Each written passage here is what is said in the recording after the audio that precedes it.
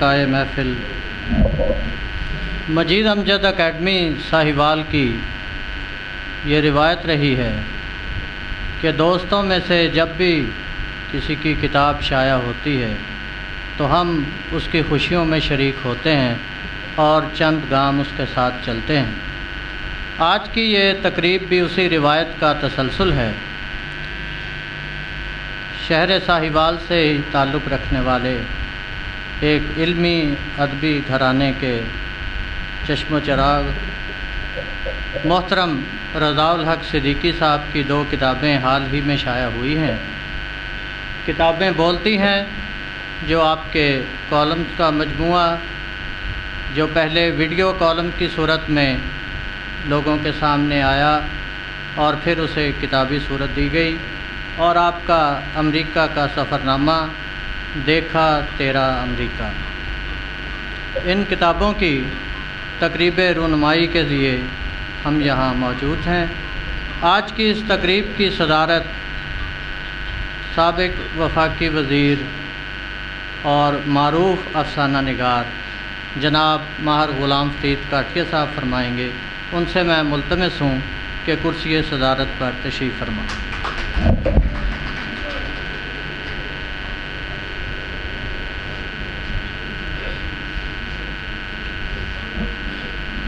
آج کی اس تقریب کے مہمان خصوصی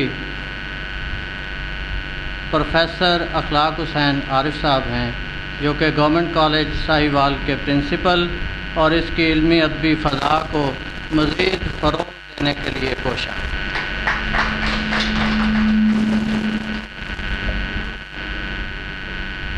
اب میں کتابیں بولتی ہیں اور دیکھا تیرا امریکہ کے خالق محترم رضا الحق صدیقی سے ملتمس ہوں کہ آپ اسٹیج پر تشریف لائیں۔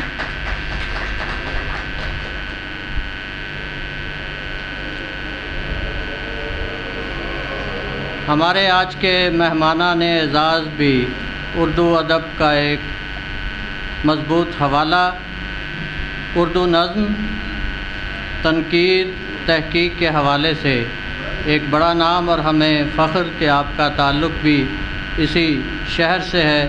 میں درخواست گزار ہوں ڈاکٹر سعادت سعید سے کہ آپ اسٹیج پر تشریف لائیں۔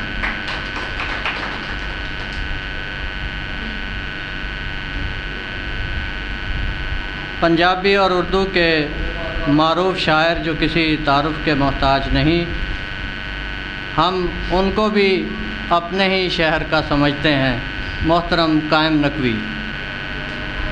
تقریب کا باقاعدہ آغاز رب جلیل کے بابرکت کلام سے، میں تلاوت کلام پاک کا شرف حاصل کرنے کے لیے ملتمس ہوں جناب اسلم صاحب سے۔ اعوذ باللہ من الشیطان الرجیم، بسم اللہ الرحمن الرحیم، قل هو اللہ احد اللہ الصمد لم یلد ولم یولد ولم یکن لہ کفوا احد، صدق اللہ العظیم۔ تلاوت کلام پاک کے بعد ملکی سطح کے نعت خوان محمد افضال سہروردی ہمارے درمیان موجود ہیں۔ میں ان سے ملتمس ہوں کہ تشریف لائیں اور آقائے نامدار کے حضور گلہائے عقیدت پیش فرمائیں۔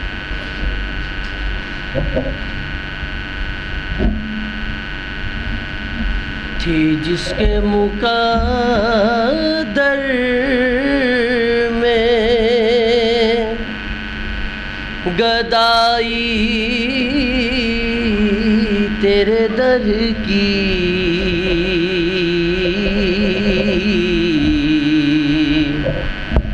تھی جس کے مقدر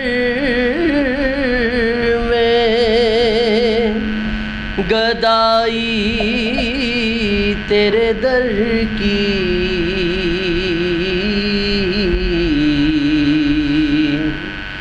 تھی جس کے مقدر میں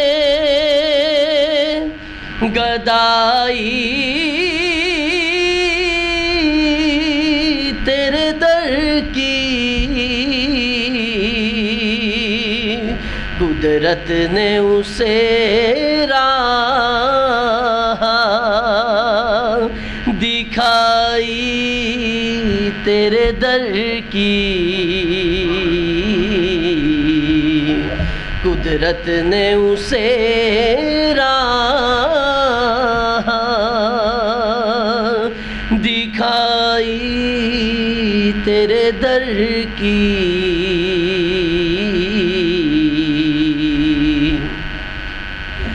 یہ ارض و سماوات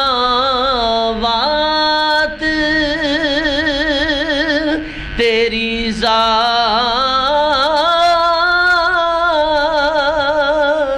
کا صدقہ، یہ ارض و سماوات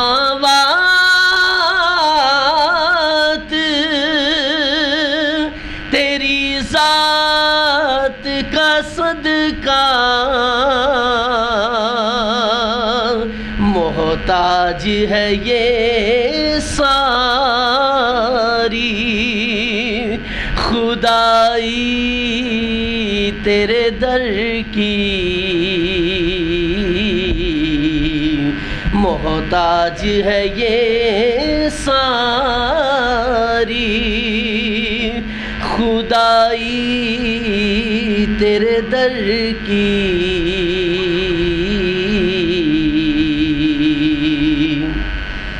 ایک نعمت عظمیٰ سے وہ محروم رہے گا، ایک نعمت عظمیٰ سے وہ محروم رہے گا، جس شخص نے خیرات نہ پائی تیرے در کی،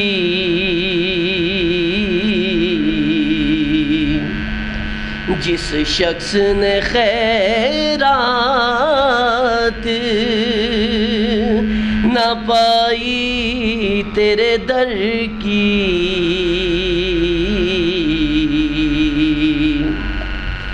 صد شکر کہ میں بھی ہوں بھیکاری تیرے در کا،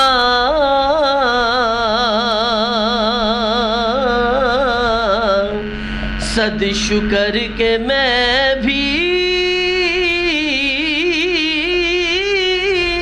ہوں بھیکاری تیرے در کا، صد فخر کے حاصل ہے گدائی تیرے در کی، صد فخر کے حاصل ہے گدائی تیرے در کی۔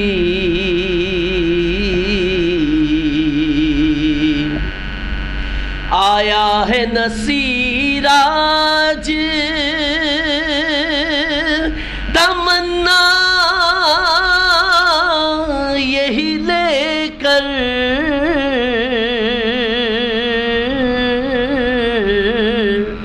آیا ہے نصیر آج تمنا یہی لے کر، پلکوں سے کیے جائے صفائی تیرے در کی،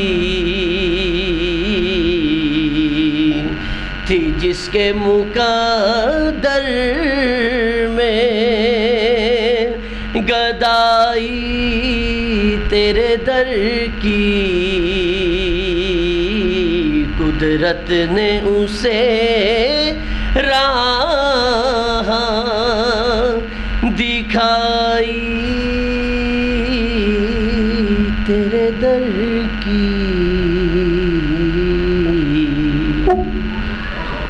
آج ذکر کتابوں کا ہوگا تو گلزار کی ایک نظم جو اسی حوالے سے لکھی گئی ہے اس نظم کو پیش کریں گے جناب علی وارث انصاری. کتابیں آج کل کتابوں سے لوگ دور ہوتے جا رہے ہیں اور ٹیکنالوجی کے قریب ہوتے جا رہے ہیں.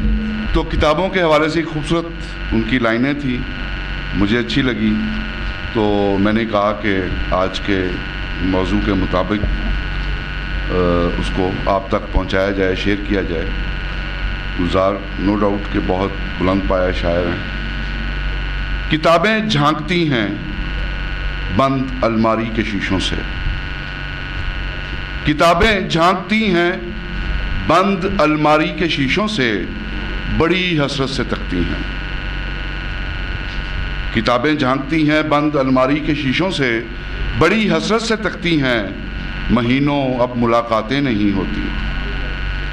جو شامیں ان کی صحبت میں کٹا کرتی تھیں اب اکثر گزر جاتی ہیں کمپیوٹر کے پردوں پر.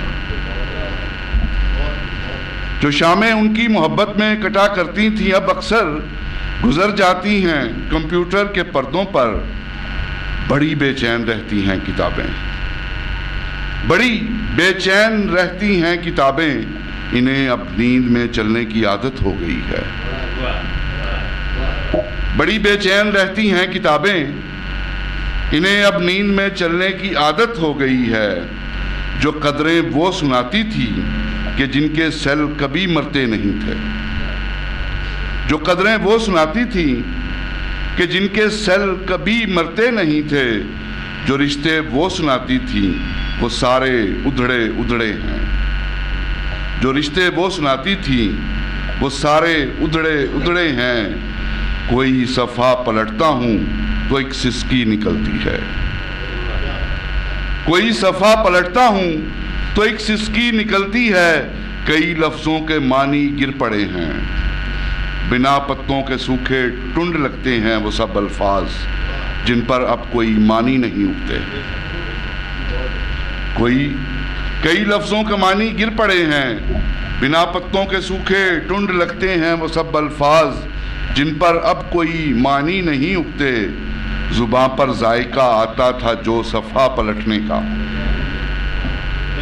زباں پر ذائقہ آتا تھا جو صفحہ پلٹنے کا. اب انگلی کلک کرنے سے بس ایک چپکی گزرتی ہے. زباں پر ذائقہ آتا تھا جو صفحہ پلٹنے کا. اب انگلی کلک کرنے سے بس ایک چپکی گزرتی ہے. بہت کچھ طے بطے کھلتا چلا جاتا ہے پردے پر. کتابوں سے جو ذاتی رابطہ تھا وہ کٹ گیا. کتابوں سے جو ذاتی رابطہ تھا وہ کٹ گیا ہے. کبھی سینے پہ رکھ کر لیٹ جاتے تھے, کبھی گودی میں لیتے تھے, کبھی گھٹنوں کو اپنی رحل کی صورت بنا کر نیم سجدے کی صورت میں پڑا کرتے تھے.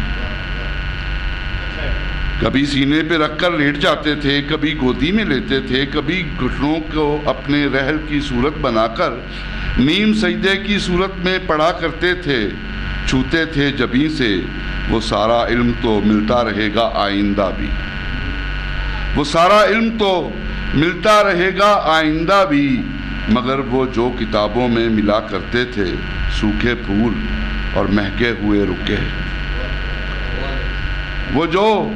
مگر وہ جو کتابوں میں ملا کرتے تھے سوکھے پھول اور مہکے ہوئے رکے. کتابیں مانگنے گرنے اٹھانے کے بہانے رشتے بنتے تھے. کتابیں مانگنے گرنے اٹھانے کے بہانے رشتے بنتے تھے. ان کا کیا ہوگا, ان کا کیا ہوگا. کتابیں جھانکتی ہیں بند الماری کے شیشوں سے, بڑی حسرت سے تکتی ہیں.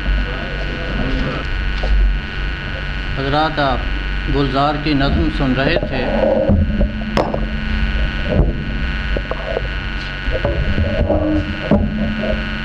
لیکن بات یہ ہے کہ زمانے کو آگے بڑھنا ہے اور جدید ٹیکنالوجی کو علم اور ادب کے فروغ میں حصہ لینا ہے۔ ہمارے آج کے تقریب کے جو کہہ لیں کہ روح و رواں ہیں محترم رضا الحق صدیقی، ان کی کتابیں جو ہیں خاص طور پہ جو بولتے کالم ہیں وہ جدید ٹیکنالوجی کو علم اور ادب اور کتاب دوستی کے فروغ کے لیے جس طرح استعمال کر رہی ہے اور جس طرح کیا ہے وہ یقیناً قابل ستائش ہے۔ اب آپ کے ایک دیرینہ دوست آپ کی شخصیت کی مختلف پرتیں ہمارے سامنے لانے کے لیے آئیں گے۔ میں ملتمس ہوں جناب نعیم نقوی سے کہ آپ آئیں اور محترم رضا الحق صدیقی کے حوالے سے لکھا ہوا خاکہ پیش فرمائیں۔ رضا بولتا بھی ہے۔ ہم اسکول کے نپے تلے نظام سے فارغ ہو کر 1969 میں گورنمنٹ کالج ساہیوال پہنچے۔ تقریباً 1 سال پہلے ایوب احمدیت کے خلاف جمہوری تحریک کا آغاز ہو چکا تھا۔ یہ دائیں بائیں بازو کی نظریاتی بحث مباحثوں کے اعتبار سے بھرپور دور تھا۔ اسٹوڈنٹس میں NSF بائیں بازو کی ترجمان اور اسلامی جمعیت طلباء دائیں بازو کی نمائندگی کرتی اور مذہبی بیساکھی کا استعمال عام تھا۔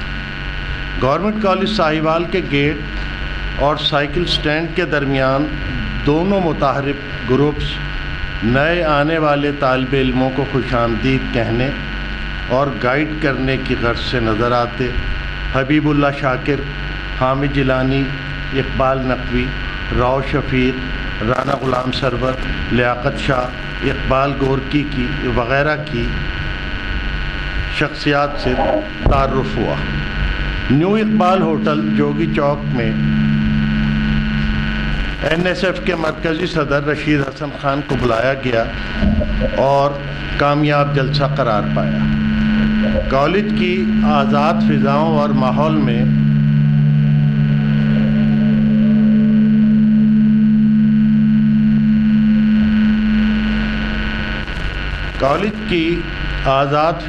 ماحول میں ہم طلباء کے درمیان گفتگو، مذاکرہ، بحث اور مناظرے کی شکل اختیار کر لیتا۔ ہم نئے پرانے دوست ضیاء حیدر زیدی، مجید کوفی، طاہر روحانی جو بعد میں طاہر نسیم ہوئے، آئیون راج کمار، زاہد رانا، ریاض نغمی، سلمان، زاہد حکیم، اعزت عزیز، مسعود عباس، عدنان، سلیم بابا، جوزف سیلال اور رانا غلام سرور اپنا اپنا پیریڈ پڑھتے اور کنٹین یا کسی بھی گارڈن میں جہاں ساتھی نظر آتے پہنچ جاتے، مل بیٹھتے، حالات حاضرہ، ہنسی مذاق، چھیڑ چھاڑ، دوپہر گھروں کو لوٹتے اور پھر شام کو دوست مختلف 2-2 4-4 کی ٹولیوں میں ایک دوسرے کو لیتے نیو اقبال ہوٹل پہنچتے۔ ہوٹل کے خوبصورت لان درختوں کے سائے میں راج بہے کے کنارے بیٹھے پہلے کچھ دیر سنجیدہ موضوع یا گفتگو اور پھر یاوہ گوئی کا ایک پیریڈ لگتا جو رات گئے جاری رہتا۔ اسی دوران کبھی کبھار راؤ شفیق، اقبال گورکی یا رانا غلام سرور آ پہنچتے۔ غالباً ایک فعال اور متحرک گروپ کی نظریاتی تربیت مقصود ہو۔ جوزف سیلال اور رانا غلام سرور جو ہم سے 3-4 سال سینئر تھے مگر کالج ایڈمیشن میں ان کا ہمارے ساتھ ہوا۔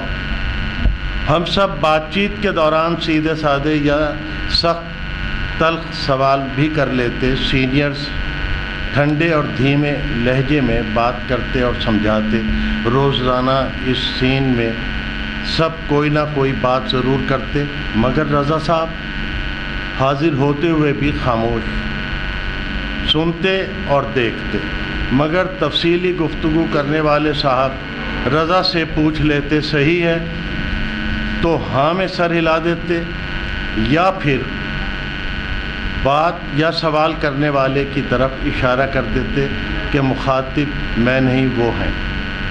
شروع میں دوستوں نے ٹوکا، یار بات کیا کرو نا، بات چیت آگے چلایا کرو، تو موصوف کا موقف ہوتا، جو سوال میں نے کرنا ہوتا ہے وہ کوئی نہ کوئی کر لیتا ہے، بس کافی ہے، ضروری تو نہیں کہ پانی میں ڈول ڈالا جائے۔ وقت گزرتا رہا،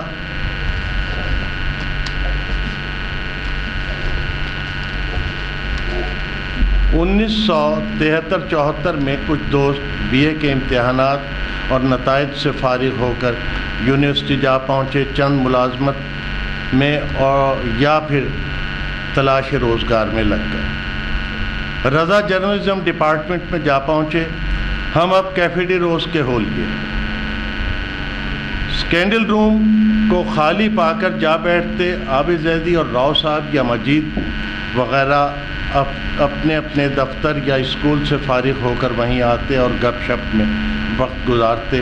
کبھی ریاض نغمی سے غزل سن لیتے تو عزت کی نظم پر داد دے دیتے۔ زاہد رانا کوئی افسانہ سناتا مگر اطمینان بخش بات چیت نہ ہو سکتی، ورنہ عموماً موضوع بحث سیاست ہوتی۔ انقلاب، سوشلزم، پاکستان، چین، روس، انڈیا، امریکہ، سامراج، سوشل سامراج کے رٹے رٹائے جملے دہراتے اور اگلے روز پھر وہی کرتا۔ اتوار کے روز زیادہ محفل جمتی۔ رونق شاہ کی پیشی بکتائی دھمکا کر یہ سلسلہ بند کر دیا گیا۔ اس 2.5-3 سالہ عرصے میں رضا لاہور سے آتے، شامل ہوتے، ضروری مشورہ دینا ہوتا دیتے، ورنہ وہی ادائے خاموشاں جاری۔ بہت پوچھنے یا رائے مانگنے پر مسکراہٹ اور وہی نپا تلا جواب، ٹھیک ہے، ٹھیک ہی تو ہو رہا ہے سب کچھ۔ اب ماشاءاللہ کے سناٹے میں کوئی باقاعدہ علمی ادبی سرگرمی نہیں ہو رہی تھی۔ پھر وہی کیفے ڈی روز اور ہم۔ اب رضا کا آنا جانا لاہور کی بجائے فیصل آباد ہو گیا۔ زرعی یونیورسٹی کے میگزین کے ایڈیٹر ہو چلے تھے۔ اب کچھ فضا اور ماحول کھلنی شروع ہوئی۔ حاجی بشیر، جعفر شیرازی، گوہر ہوشیارپوری، یاسین قدرت اور مراتب اختر، قیوم صبا، سعادت سعید اور دوسرے دوست بھی کبھی کبھار اکٹھے ہوتے اور کہتے، بھائی تم جوان دوست ہو، کچھ کرو اور سلسلہ چلاؤ۔ پھر ایک بار اسکینڈل روم کیفے ڈی روز میں 4 سر جڑے۔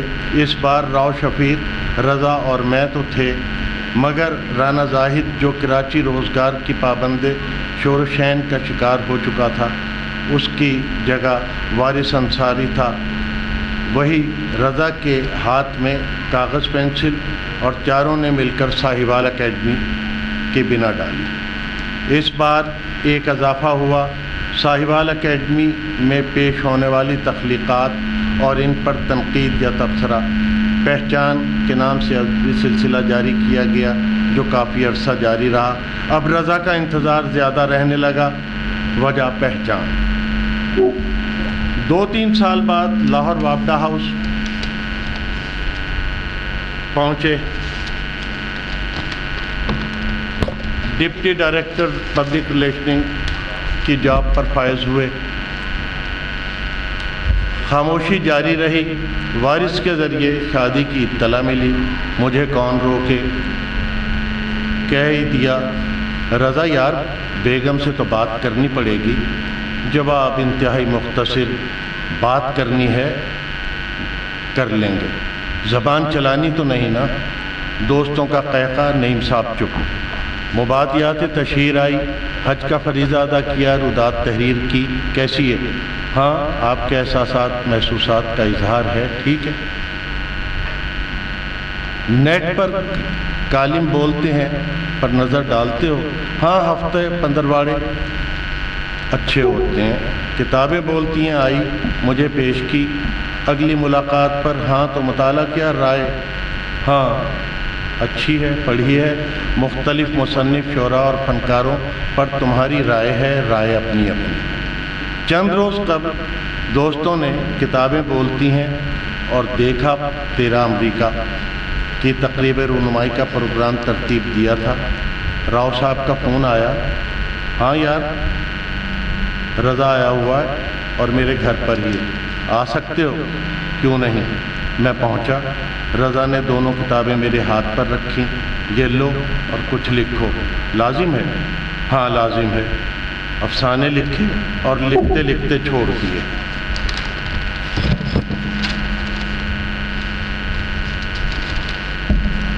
ناول لکھنا شروع کیا، ندارت غائب، مگر کچھ نہیں، خاموشی، نہ تحریر نہ کچھ اور۔ لکھو لکھو اور لکھو، رائے دو، تحریری ہونی چاہیے، ورنہ یہ للو کب تک چلے گی، آخر کو بند ہو ہی جائے گی۔ میں حیران اس کا منہ دیکھ رہا تھا اور راؤ صاحب کو صرف یہ کہہ سکا، رضا بولتا بھی ہے۔ یہ تھے جناب نعیم نقوی، جو اپنی تحریر میں اس دور کو زندہ کر رہے تھے جس میں انہوں نے رضا الحق صدیقی صاحب نے اور ان کے ہم عصروں نے اپنی علمی اور ادبی زندگی کا آغاز کیا، اور اب بغیر کسی تمہید کے جو میں نے مضمون لکھا ہے کتابیں بولتی ہیں کے حوالے سے، وہ آپ کی نظر۔ کتابیں بولتی ہیں ایک جائزاتی مطالعہ۔ کتابیں بولتی ہیں، جی ہاں کتابیں مکالمہ کرتی ہیں، لیکن ہر پڑھنے والے کے ساتھ نہیں۔ کتابیں اپنا بھید صرف اس پر کھولتی ہیں جو تخلیقی کرب، اس میں شامل پیچیدگیوں، زیر مطالعہ صنف کے عہد بہد ارتقاء کے ساتھ ساتھ عالمی ادب سے بھی واقفیت رکھتا ہو، اور نظم و نثر کی تمام کروٹوں کا شعور تحریر میں اس طرح سمونے پر قادر ہو کہ وہ تبصرہ روایتی تبصرہ نہ رہے بلکہ تنقیدی ادب کا اعلیٰ نمونہ بن جائے۔ یہی وہ اوصاف ہیں جن سے رضا الحق صدیقی کے واقعی بولتے ہوئے کالم متصف ہیں۔ انہوں نے کتابوں کے ساتھ زندگی بسر کی ہے اور دوسرے لوگوں کو اپنے مطالعے میں کچھ یوں شریک کیا ہے کہ ہر کتاب اور مصنف کے ساتھ شناسائی کے نئے مراحل طے ہوتے ہیں۔ رضا الحق صدیقی نے اس کتاب میں نثر کی 16 جبکہ 45 شعری تصانیف کے فنی محاسن بیان کرنے کے ساتھ ساتھ لکھنے والوں کے فکری رجحانات پر بھی سیر حاصل بحث کی ہے۔ نثری مطالعے اور شعری مطالعے کے عنوانات کے تحت مصنف نے جن دنیاؤں کی سیر کی ہے وہ بالکل ایک نیا تجربہ ہے، یعنی ویڈیو کالم۔ اس تکنیک کا اعجاز ہے کہ ان کالموں کا ہر لفظ حقیقت میں پڑھنے والوں کی سماعت پر بھی دستک دیتا ہوا محسوس ہوتا ہے۔ نثری کتب میں گلزار پر لکھی گئی گل شعر کی کتاب، گلزار آواز میں لپٹی خاموشی اور سلمیٰ آوان کے سفرنامے مصر میرا خواب کے علاوہ رضا الحق صدیقی نے جدید دور کے فکشن رائٹرز پر کھل کر بات کی ہے، اور اس طرح ان کی دلچسپی کا مرکز و محور اردو افسانہ اور ناول ہی نظر آتا ہے۔ بات اردو افسانے کے ایک معتبر نام احمد ندیم قاسمی سے شروع کی گئی ہے، اور ان کے تقریباً تمام اہم افسانوں کا جائزہ لیا گیا ہے۔ آخر میں ساری بحث کو ان خوبصورت الفاظ میں سمیٹا ہے: کہانی کی بنت، کہانی کے کردار، کہانی کا منظرنامہ اور معنی کا بہاؤ جب یکجا ہوتے ہیں تو احمد ندیم قاسمی کی کہانی بنتی ہے۔ فکشن کے حوالے سے پاک و ہند کا ہر قابل ذکر نام اپنے قابل قدر تخلیقی کام کے ساتھ اس کتاب میں یوں سامنے آتا ہے کہ کہیں تنقید کا الزام بھی نہیں، مگر بہت سے تنقیدی مضامین پر یہ کالم اپنے ہلکے پھلکے انداز کے باوجود بھاری ہیں۔ اللہ تبارک و تعالیٰ کے بے مثل کلام میں کہا گیا ہے کہ کہانیاں کہتے رہو کہ لوگ کچھ تو غور و فکر کریں۔ رضا الحق صدیقی نے دور جدید کی افسانہ و ناول نگاری پر کالم لکھنے کے لیے بھی افسانوی اسلوب استعمال کیا ہے۔ موضوعات کی مماثلت نے کہیں کہیں عالمی ادب کے شہپاروں کی یاد بھی تازہ کی ہے۔ انور زاہدی کی ایک کہانی کو وہ عزت عزیز کی ایک نظم کے تناظر میں یوں دیکھتے ہیں: کہ کہانی اور نظم دونوں کی نئی پرتیں کھل جاتی ہیں۔ شعری مطالعے والا حصہ نثر سے زیادہ طویل ہے، جو تخلیقی رجحان کو بھی ظاہر کرتا ہے۔ شاعری ہمیشہ سے زیادہ لکھی اور چھپتی رہی ہے۔ شہرت عام کا معاملہ کچھ اور ہے، مگر بقائے دوام انہی کے حصے میں آتی ہے جن کے قصے میں نیا پن ہو۔ یہی وجہ ہے کہ شاعری پر بات کا نقطہ آغاز رجحان ساز شاعر مجید امجد کو قرار دیا گیا ہے۔ رضا الحق صدیقی کا یہ تجزیہ کہ مجید امجد کی شاعری میں زمین کی مہک نمایاں ہے، ایسی حقیقت ہے جس کا اعتراف مجید امجد کا ہر قاری اور نقاد کرے گا۔ شاعری کی تمام مروجہ اصناف، نعت، نظم، غزل، گیت، دوہا اور نثری نظم کے حوالے سے تحریر کردہ کالم مصنف کی تخلیقی اپج اور تنقیدی شعور کا بھرپور اظہار ہیں۔ جدید فکشن کی طرح رضا الحق صدیقی کی نگاہ سے جدید شاعری کا بھی کوئی حوالہ پوشیدہ نہیں رہا۔ اس کتاب کے بارے میں روزنامہ ایکسپریس میں شائع ہونے والی اقبال خورشید کی یہ رائے کہ رضا الحق صدیقی کے بولتے کالم تاثراتی یا تعارفی نوعیت کے جائزے ہوتے ہیں، مبنی بر انصاف نہیں۔ یہ ادبی کالم ان تحریروں میں شمار نہیں کیے جا سکتے جن کی زندگی 1 یا 2 دن کی ہوتی ہے۔ جدید اردو ادب سے مکالمہ کرنے کے لیے یہ کتاب ایک ریفرنس بک کا درجہ رکھتی ہے، اور ایسے معاشرے میں جہاں لوگ سب سے کم وقت اور پیسہ کتاب پر خرچ کرتے ہوں، یہ کالم کسی نعمت سے کم نہیں، اور مصنف بجا طور پر کہہ سکتے ہیں، تبرک ہے میرا پیراہن چاک، نہیں اہل جنوں کا یہ زمانہ۔ کتاب دوستی اور کتاب شناسی کے فروغ کا تذکرہ کتابیں بولتی ہیں کہ بغیر نامکمل رہے گا۔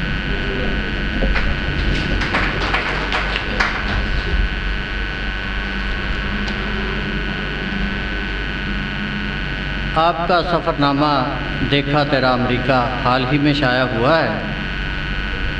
امریکہ کے بہت سے سفر نامے اب تک ہم پڑھ چکے، اور مزے کی بات یہ ہے کہ جیسے امن ندیم قاسمی نے کہا تھا کہ جب بھی دیکھا تجھے ایک عالم نو میں دیکھا، تو امریکہ کا جو بھی دیکھتا ہے، جو بھی وہاں جاتا ہے، اس کو ایک نیا زاویہ، ایک نیا پہلو نظر آتا ہے۔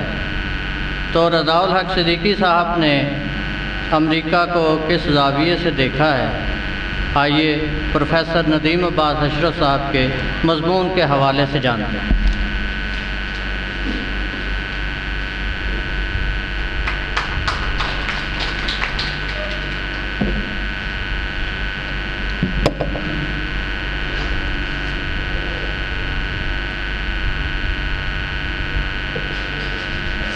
بسم اللہ الرحمن الرحیم۔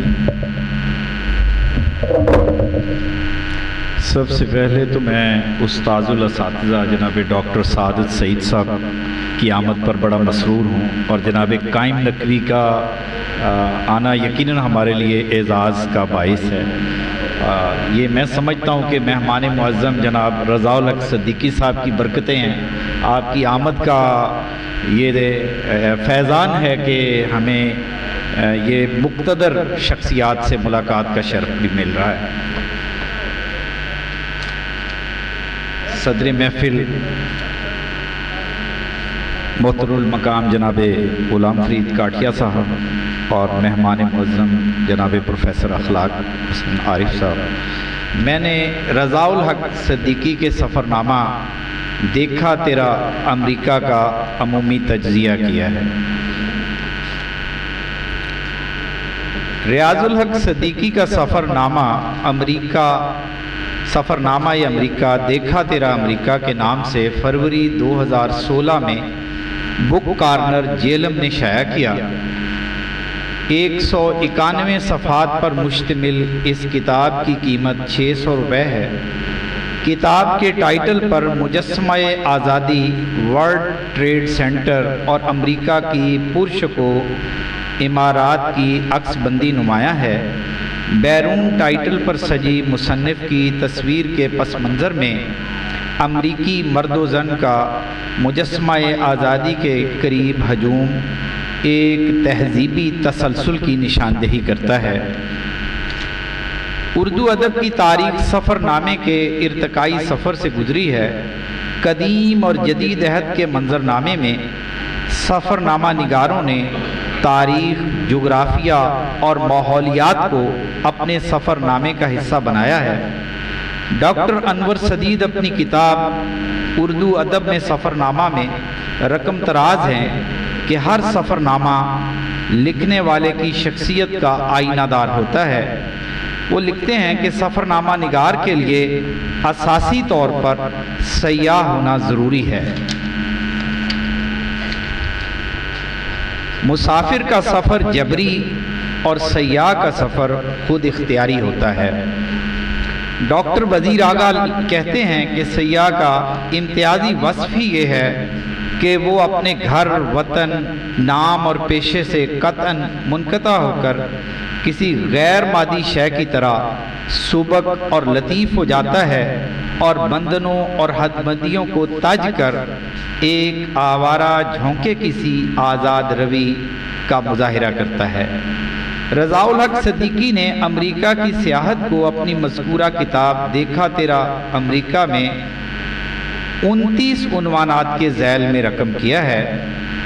مصنف کا بیٹا عدیل، بہو رابعہ اور چھوٹی سی نواسی عنایہ سے ملنے کے لیے پاکستان سے ابو ظہبی کے راستے امریکہ کے چھوٹے سے شہر سلور سپرنگ کے لیے روانہ ہوتے ہیں، جہاں عدیل ایک سافٹ ویئر انجینئر کے طور پر اپنی خدمات انجام دیتا ہے۔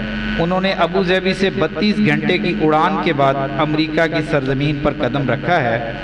سفر نامہ نگار ابو ظہبی کے انٹرنیشنل ہوائی اڈے کے مناظر سے اپنے سفر نامے کا آغاز کرتا ہے اور پھر ان کا جہاز بحر اوقیانوس کے پار نیو یارک کے اوپر سے پرواز کرتا ہوا واشنگٹن ڈی سی کے بین الاقوامی ہوائی اڈے پر اترتا ہے۔ اب سفر نامہ نگار کا تجسس حیرت میں بدلتا دکھائی دیتا ہے۔ وہ اپنے قاری کو بھی اس ملک کی سیاحت کے 7 رنگوں سے روشناس کروانا چاہتا ہے۔ سفر نامہ نگار نے سفر نامہ کی قدیم روایت کی پیروی کرتے ہوئے اپنی سیاحت کے دوران جو قوائف اکٹھے کیے ہیں انہیں کم عمر قارئین کی معلومات میں اضافہ کے لیے رقم کر دیا ہے۔ وہ جہاں down town spring silver spring کا تعارف پیش کرتے ہیں، وہاں ایک ماہر تاریخ کی طرح اس شہر کی 160 سالہ تاریخ پر بھی روشنی ڈالتے ہیں۔ وہ World Trade Center, New York City, Maryland, Washington اور ورجینیا کے تعارف میں ایک جغرافیہ دان کی طرح تفصیلات درج کرتے ہیں۔ قاری ان کے اس سفر نامہ میں کہیں کہیں افسانے کی سی کیفیات کو بھی دیکھتا ہے۔ اس کی وجہ بقول غلام ثقلین نقوی شاید یہ ہو سکتی ہے کہ جو حقیقت ماضی کے تجربات کی دھند میں لپٹ کر تخلیق کی صورت میں ڈھلے گی، اس میں افسانے کی اسراریت ضرور پیدا ہو جائے گی۔ مرزا ادیب کا خیال ہے کہ سفر نامہ میں سفر نامہ نگار کی اپنی باطنی زندگی ہوتی ہے اور افسانے میں واقعات کے حوالے سے کرداروں کی باطنی زندگی۔ مصنف نے اپنے مذکورہ سفر نامہ میں اپنی باطنی کیفیات کو اپنے اس خطے اور ماحول کے تناظر میں پرکھا ہے۔ مصنف ورلڈ ٹریڈ سینٹر کو اپنی آنکھوں سے دیکھتا ہے تو اس واقعہ کو 11 ستمبر کے اس واقعہ میں قیمتی جانوں کے ضیاع پر افسردہ ہو جاتا ہے۔ وہ لکھتا ہے یہ واقعہ چاہے ورلڈ ٹریڈ سینٹر پر رونما ہو یا چشم زدن میں ہیروشیما ناگاساکی میں لاکھوں افراد کے لقمہ اجل بن جانے کا ہو یا افغانستان میں وقوع پذیر ہوا ہو، بے گناہ افراد کو موت کے گھاٹ اتارنے والوں کو تو شاید اس بات کا احساس بھی نہ ہو کہ وہ کیا کر رہے ہیں۔ مصنف امریکہ کی سیاحت میں بھی اپنے وطن، اپنے شہر اور اپنی تہذیب کو فراموش نہیں کر سکا۔ وہ امریکی ٹی ہاؤس کو دیکھتا ہے تو پاک ٹی ہاؤس لاہور کا نقشہ آنکھوں میں گھوم جاتا ہے۔ وہ لکھتا ہے مجھے بے ساختہ برسوں پہلے کا پاک ٹی ہاؤس یاد آ گیا، جس کی ہر ٹیبل پر کوئی نہ کوئی نامور ادیب نوواردان ادب کو لیے بیٹھا نظر آتا تھا۔ ایک میز پر اسرار زیدی مرحوم بیٹھے نظر آتے تھے، بخش الہی وقفے وقفے سے یا کسی نئے آنے والے کی تواضع کے لیے چائے مہیا کر رہا ہوتا تھا۔ سفر نامہ نگار Montgomery County Woodside park کی سیر کے دوران سڑک کے کنارے لگے بورڈ پر لکھے لفظ منٹگومری کاؤنٹی میں کھو جاتا ہے اور پھر ماضی کے دھندلکوں میں منٹگومری ساہیوال کے اس خیال سے جذباتی وابستگی کا اظہار کرتا ہے۔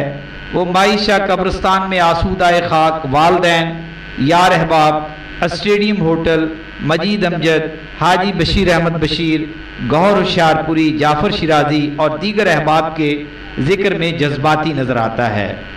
مصنف نے اپنے اس سفر نامے میں جا بجا شعراء کے کلام کو بھی جگہ دی ہے۔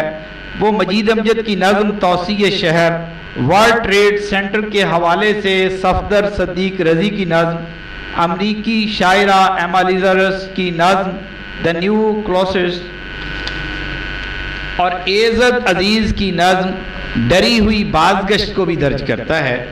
اس شاعرانہ اظہاریہ کی مدد بتاتی ہے کہ سفر نامہ نگار اچھے شاعرانہ ذوق کا حامل ہے۔ سفر نامہ نگار نے خاص طور پر اپنے اس سفر نامہ میں دو تہذیبوں کے اجمالی مطالعہ میں بہت سے حقائق سے پردہ اٹھایا ہے۔ وہ اپنے بیٹے اور بہو کے ہمراہ عدیل کے غیر مسلم دوست مائیکل کی دعوت پر ان کے گھر جاتے ہیں اور دونوں خاندانوں کا مکالمہ اس وقت دلچسپ صورتحال اختیار کر جاتا ہے جب شادی کے بارے میں مغربی اور مشرقی روایت کا موازنہ کیا جاتا ہے۔ مائیکل کی فیملی بتاتی ہے کہ یہاں شادی کے معاملے میں ہر کوئی آزاد ہے، جبکہ مشرقی معاشرے میں ارینج میرجز اور والدین کے عمل دخل کے حوالے سے حقائق اس مغربی فیملی کے لیے حیران کن ہوتے ہیں۔ سفر نامہ نگار مغرب کی جنسی آزادی کے مناظر بھی اپنے اس سفر نامے میں درج کرتا ہے۔ وہ وائلن بجاتی تنہا سر بکھیرتی لڑکی کو نہیں بھول پایا جو اپنی دھن میں مگن وائلن کے تاروں سے دل کو مو لینے والی موسیقی تخلیق کر رہی تھی۔ کچھ اور آگے ایک اور لڑکی اپنے لچکیلے تھرکتے بدن کے گرد روشنی سے جگمگ کرتا رنگ گھمانے کا مظاہرہ کر رہی تھی، اور ایک نوخیز خوبصورت سفید فام لڑکے کا سفر نامہ نگار کے کندھے پر بے تکلفی سے ہاتھ ٹکا کر یہ کہنا I will entertain you better than a girl مغربی معاشرے کی بے راہ روی، جنسی آزادی اور خاندانی سسٹم کی توڑ پھوڑ کا نقشہ سامنے لاتا ہے۔ سفر نامہ کے بارے میں ڈاکٹر انور سدید نے اپنی کتاب اردو ادب میں سفر نامہ کے عنوان سے لکھا ہے کہ اب سفر نامہ ایک ایسی صنف ادب کی صورت اختیار کر گیا ہے جس میں داستان، کہانی اور آپ بیتی کے بیشتر عناصر شامل ہیں۔ مذکورہ سفر نامہ میں مصنف نے امریکہ کی عمارات، سائنس و ٹیکنالوجی کی ترقی کے مراکز، امریکی میوزیم، کھیلنے کے گراؤنڈز، تفریحی مقامات، لکڑی کے گھروں اور وہاں کے تہذیبی نقوش کو اپنے آئینہ خانے میں سجایا ہے۔ مصنف کا اسلوب سادہ اور اظہار بے ساختہ ہے، لیکن اس سفر نامے کا موازنہ اگر یوسف خان کمبل پوش کے عجائبات فرنگ، محمود نظامی کے نظرنامہ، بیگم اختر ریاض الدین کے سات سمندر پار، شبلی نعمانی اور مستنصر حسین تارڑ کے سفر ناموں سے کریں گے تو ہمیں ایکسپریشن کا واضح فرق محسوس ہوگا۔ رضا الحق صدیقی کا اسلوب ایک ایسے سفر نامہ نگار کا اسلوب ہے جو کسی موازنے کے بغیر اپنے محسوسات کو بعین ہی لکھ دینے کی کوشش کرتا ہے۔ اس کے اظہار میں ان متذکرہ سفر نامہ نگاروں جیسی فنی پختگی تو شاید نہ ہو، لیکن اس کے اظہار میں وہ سچائی ضرور ہے جو اپنے قاری کے دل میں اتر جانے کی قوت رکھتی ہے۔ شکریہ۔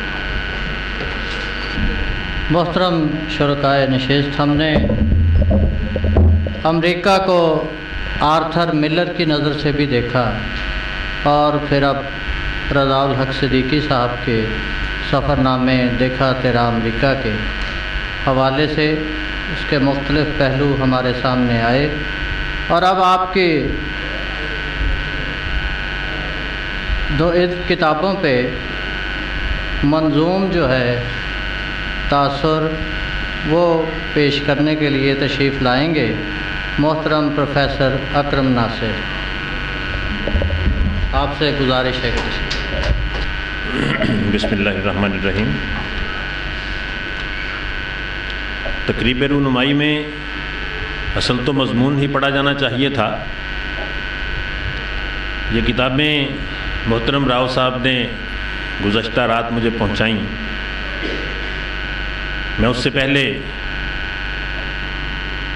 باری بھگتانے کے لیے یہ نظم لکھ چکا تھا۔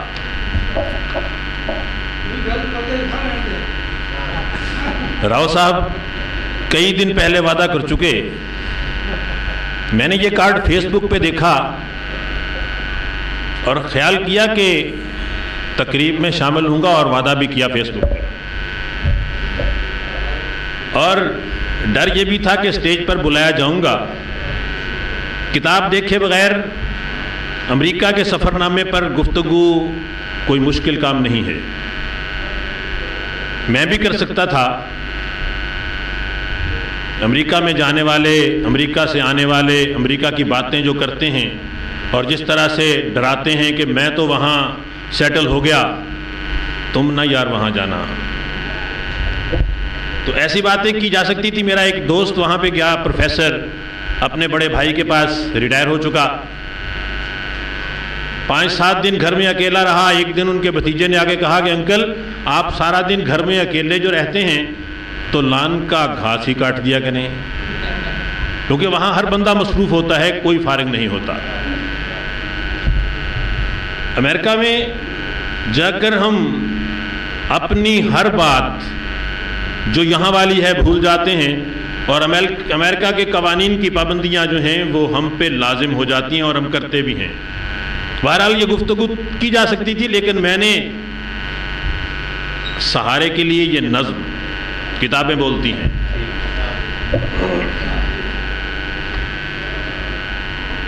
کتابیں روشنی ہیں، نور ہیں، روشن ستارے ہیں، کتابیں پھول ہیں، خوشبو ہیں اور رنگی نظارے ہیں۔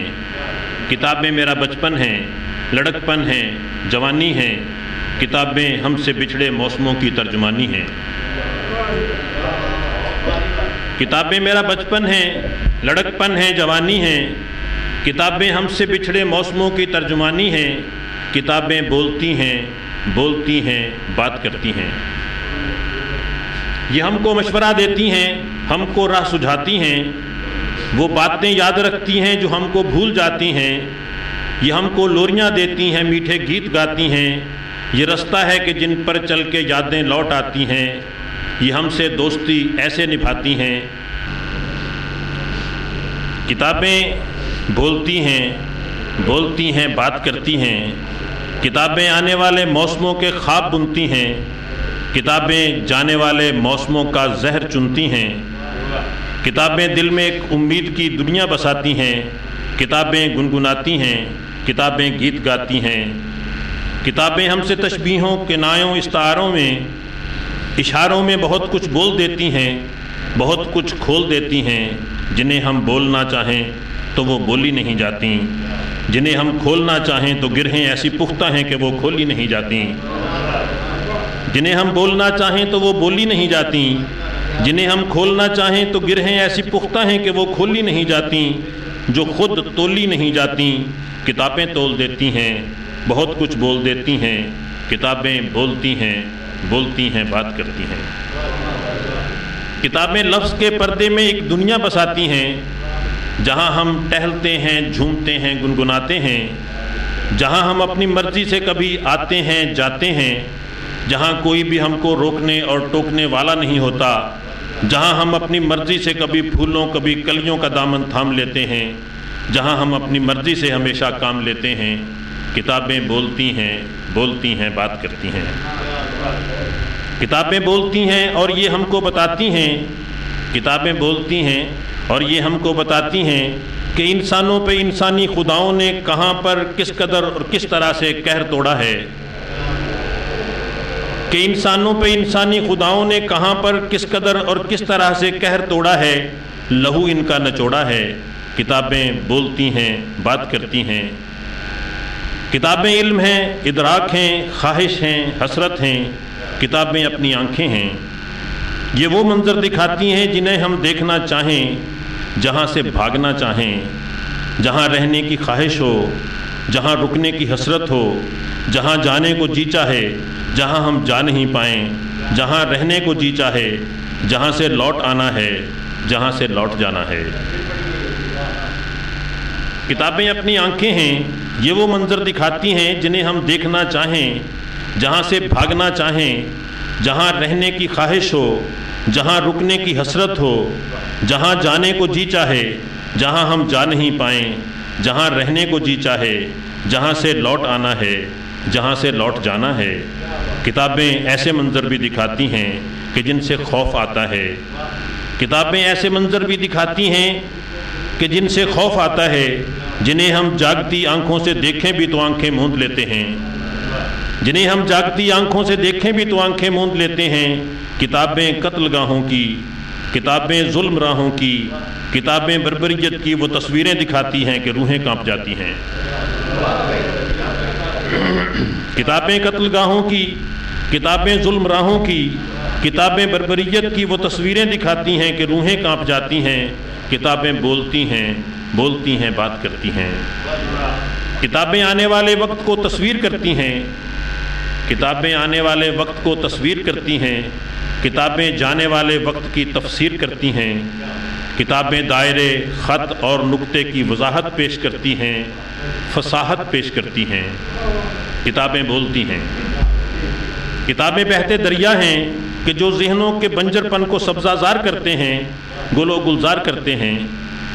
کتابیں بہتے دریا ہیں کہ جو ذہنوں کے بنجر پن کو سبزہ زار کرتے ہیں، گل و گلزار کرتے ہیں، جسے جتنی طلب ہو اس قدر سیراب کرتے ہیں۔ یہ باتیں میں نہیں کرتا سبھی احباب کرتے ہیں۔ کتابیں بولتی ہیں بات کرتی ہیں۔ کتابوں کی حکومت ہے یہاں پر بھی وہاں پر بھی، کتابوں کی حکومت ہے یہاں پر بھی وہاں پر بھی، یہاں بھی جس نے جتنا فیض پایا ہے کتابوں ہی سے پایا ہے، یہاں بھی جس نے جتنا فیض پایا ہے کتابوں ہی سے پایا ہے۔ وہاں بھی ہم سے پوچھا جائے گا ہم نے کتابیں تم پہ نازل کیں، پڑھی تھیں اور سمجھی تھیں۔ وہاں بھی ہم سے پوچھا جائے گا ہم نے کتابیں تم پہ نازل کیں، پڑھی تھیں اور سمجھی تھیں، کہاں تک زندگی ان کے مطابق تم نے ڈھالی تھی، یا ان کو صرف چوما تھا، سجایا تھا، جو تم نے عمر پائی تھی اسے تم نے گوایا تھا۔ کتابیں بولتی ہیں بات کرتی ہیں۔ بہت شکریہ جی۔ رضا الحق صدیقی نے اپنی اس کتاب میں زیادہ تر انہی کتابوں کا جائزاتی مطالعہ پیش کیا ہے جنہوں نے عوام کو اندھیرے کے خلاف لڑنے کا پیغام دیا ہے، تاکہ وہ اس سنگین شب کے خاتمے پر رنگین صبح کا خیر مقدم کر سکیں۔ سامراجی طاقتوں کی غلام حکومتیں ان زندہ آوازوں کو ختم کرنا چاہتی تھیں، لیکن مصنف نے انہیں اپنے کالموں کے ذریعے دوبارہ بلند کر دیا ہے۔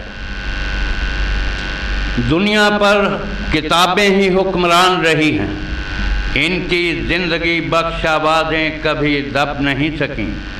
اس بات کی نشاندہی کتابیں بولتی ہیں کا سرورق بھی کر رہا ہے۔ کتابوں کو پسے دیوار زندہ بھی رکھ دیا جائے تو ان کی آوازیں زندہ کی دیوار توڑ کر عوام تک پہنچ جاتی ہیں۔ رضا الحق صدیقی کی دوسری کتاب کا نام ہے دیکھا تیرا امریکہ۔ پہلے تاثر میں کتاب کا نام تنزیہ لگتا ہے، یہ سفر نامہ ہے، رپورٹ تاز ہے یا امریکہ میں 2 ماہ قیام کے بعد تیار کردہ خوبصورت رپورٹ۔ چلیے ہم اسے سفر نامہ ہی مان لیتے ہیں۔ صدیقی صاحب اپنے بیٹے آپ اپنے بیٹے عدیل اور پوتی عنایہ کے ساتھ ڈاؤن ٹاؤن واشنگٹن، ورجینیا اور نیو یارک میں گھومے پھرے، سمندری جزیرے پر ایستادہ مجسمہ آزادی بھی دیکھا، جس کے بائیں ہاتھ میں کتاب اور دائیں ہاتھ میں شمع ہے۔ امریکیوں پر آج تک نہ تو کتاب کی شائستہ آواز کا کچھ اثر ہوا ہے اور نہ ہی انہوں نے آزادی کی شمع کے پیغام کو سمجھنے کی کوشش کی۔ امریکی دانش تو ہمیشہ سے دنیا کے انسانوں کو غلام بنانے کے درپے رہی۔ میری اس بات کی گواہی آپ نے خود ہی اس سفر نامے میں دے دی۔ نیو یارک میں ایک دوست آپ سے ملنے آیا، اس نے آپ سے پوچھا، صدیقی صاحب آپ نے یہاں کیا کیا دیکھا؟ تفصیل جاننے کے بعد وہ بولا، یہ تو امریکہ کی بڑی روزی پکچر ہے۔ آئیے میں آپ کو امریکہ کا وہ پہلو دکھاتا ہوں جو اس ملک کے چہرے کا سیاہ رخ ہے۔ وہ آپ کو کالوں کی بستی ہارلم میں لے گیا۔ اس علاقے میں امریکہ کا سیاہ رخ دیکھ کر آپ گھبرا گئے اور اپنے دوست سے کہا، نکلو یہاں سے۔ آپ بھی بخوبی جانتے ہیں کہ یہ انہی بھوکے کالوں کی نسل ہے جن کو 1638 میں امریکیوں نے اپنے ملک کی تعمیر و ترقی کے لیے افریقہ سے منگوایا تھا، کیونکہ انہیں کالوں کے مضبوط جسم اور لمبے قد کی ضرورت تھی۔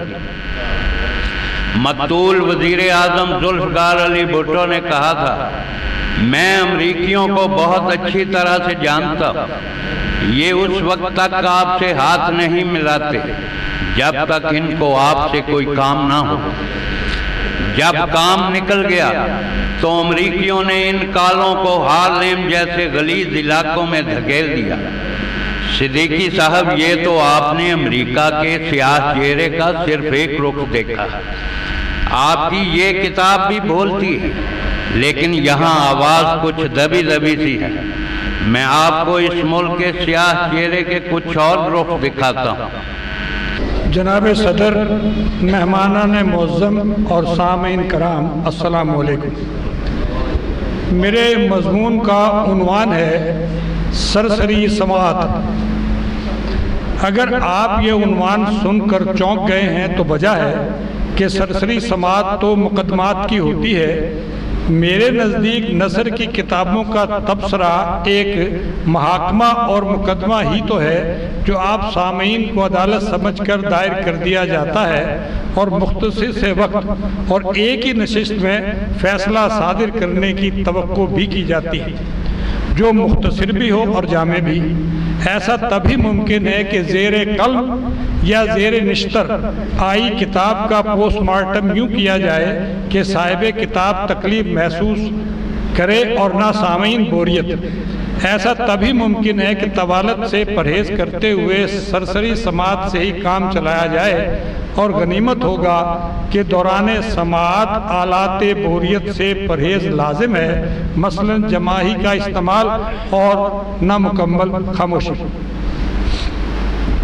بات کالج دور کی ہے کہ ہم سوشلسٹ ہو گئے تھے، اور اس پر ستم یہ کہ مبلغ سوشلزم بھی جو تکنیک تبلیغی جماعت والے آزماتے ہیں وہی ہمارا ہتھیار تھا، جو خالصتاً ہماری اپنی دریافت تھی کہ شکار کی تلاش میں رہتے کہ کوئی طالب علم جو ذہین ہو، سمجھدار ہو اور معصوم بھی کہ ہمارے دام میں آ سکتا ہو تو اسے گھیرتے اور بہانے سے سوشلزم کی خوراک پلاتے اور حلقہ احباب میں داخل کر لیتے۔ ان دنوں گورنمنٹ کالج تعمیر شخصیت کے تعلیمی مشن کا نہ صرف علم بردار تھا بلکہ عملی تصویر بھی کہ شامیں کالج کی فکری اور ادبی ماحول میں رچی بسی تھیں، اور شہر میں بھی ادبی ماحول تھا، اور وہ نامور ادباء و شعراء موجود تھے جن کا نام لینے سے پہلے زبان کا وضو لازم تھا۔ اس ماحول کا فطری نتیجہ یہ نکلا کہ غیر محسوس طور پر ادبی رجحان کے حامل دوست کالج سے ہو کر کیفے ڈیروز میں اکٹھے ہونے لگے، اور یوں ادبی تنظیم مجلس فکر نو کی بنیاد پڑی۔ جس کے بانیوں میں رضا صدیقی، نعیم نقوی، رانا زاہد، ارشد رضوی، ماں بدولت اور دوسرے بہت سے قابل احترام دوست شامل تھے۔ ہفتہ وار تنقیدی نشستوں کا اہتمام ہونے لگا، جن میں افسانہ، نظم، غزل اور مضامین پڑھے جاتے اور جارحانہ تنقید سے گزارے جاتے۔ عرض کرنے کا مقصد یہ ہے کہ ساہیوال کے اس تخلیقی تنقیدی ماحول میں رضا الصدیقی کی ذہنی پرداخت ہوئی۔ آج وہ کئی کتابوں کا مصنف ہے۔ انہی دنوں اس کی کتاب مبادیات تشہیر چھپی۔ بوٹ کھا کر مجلس فکر نو ساہیوال اکیڈمی میں تبدیل ہوئی، پھر مجید امجد اکیڈمی نمودار ہوئی، اور یوں تنقیدی اور تخلیقی سفر جاری رہا۔ اب وہ ماحول قصہ پارینہ ہو گیا۔ اب تخلیق کہاں، تالیف باقی رہ گئی، افسانہ گیا، لیکن غنیمت ہے کہ شاعری تو ہو رہی ہے کہ کئی نام آج بھی ساہیوال کی جبیں پر چمکتے دمکتے ہیں۔ بات تھوڑی طویل ہو گئی، لیکن محترم سامعین، پس منظر بھی تو سرسی سماعت کا ہی حصہ ہوتا ہے۔ آج زیر قلم یا زیر نشتر 2 کتابیں ہیں، وہ بھی نثر کی 2 کتابیں، 1 نشست۔ سامعین کو تو پھر جگر تھام کر ہی بیٹھنا ہوگا۔ جب میں نے کتابیں بولتی ہیں پڑھنا شروع کی تو دلچسپی محسوس ہونا شروع ہوئی کہ یہ تنقید کی کتاب ہونے کے باوجود خشک نہیں اور ادق لب و لہجہ اور نہ بھاری علمی پتھروں کی بارش کے سر زخمی محسوس ہو۔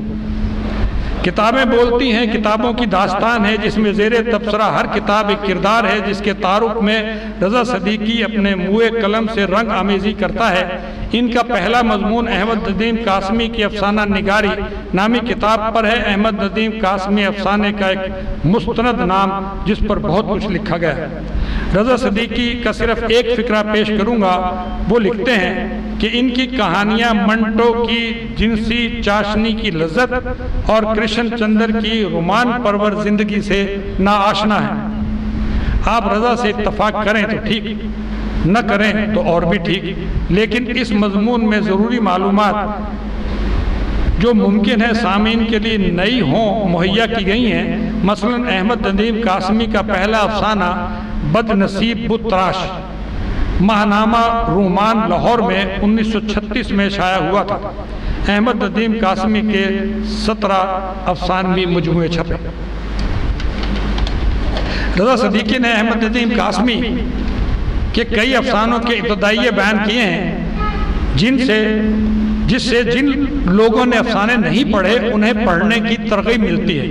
اور اب میں بھی سوچتا ہوں کہ احمد ندیم قاسمی کو پڑھ ہی لوں، تب پڑھا تھا جب شعور کی آنکھ بھی نہ کھلی تھی۔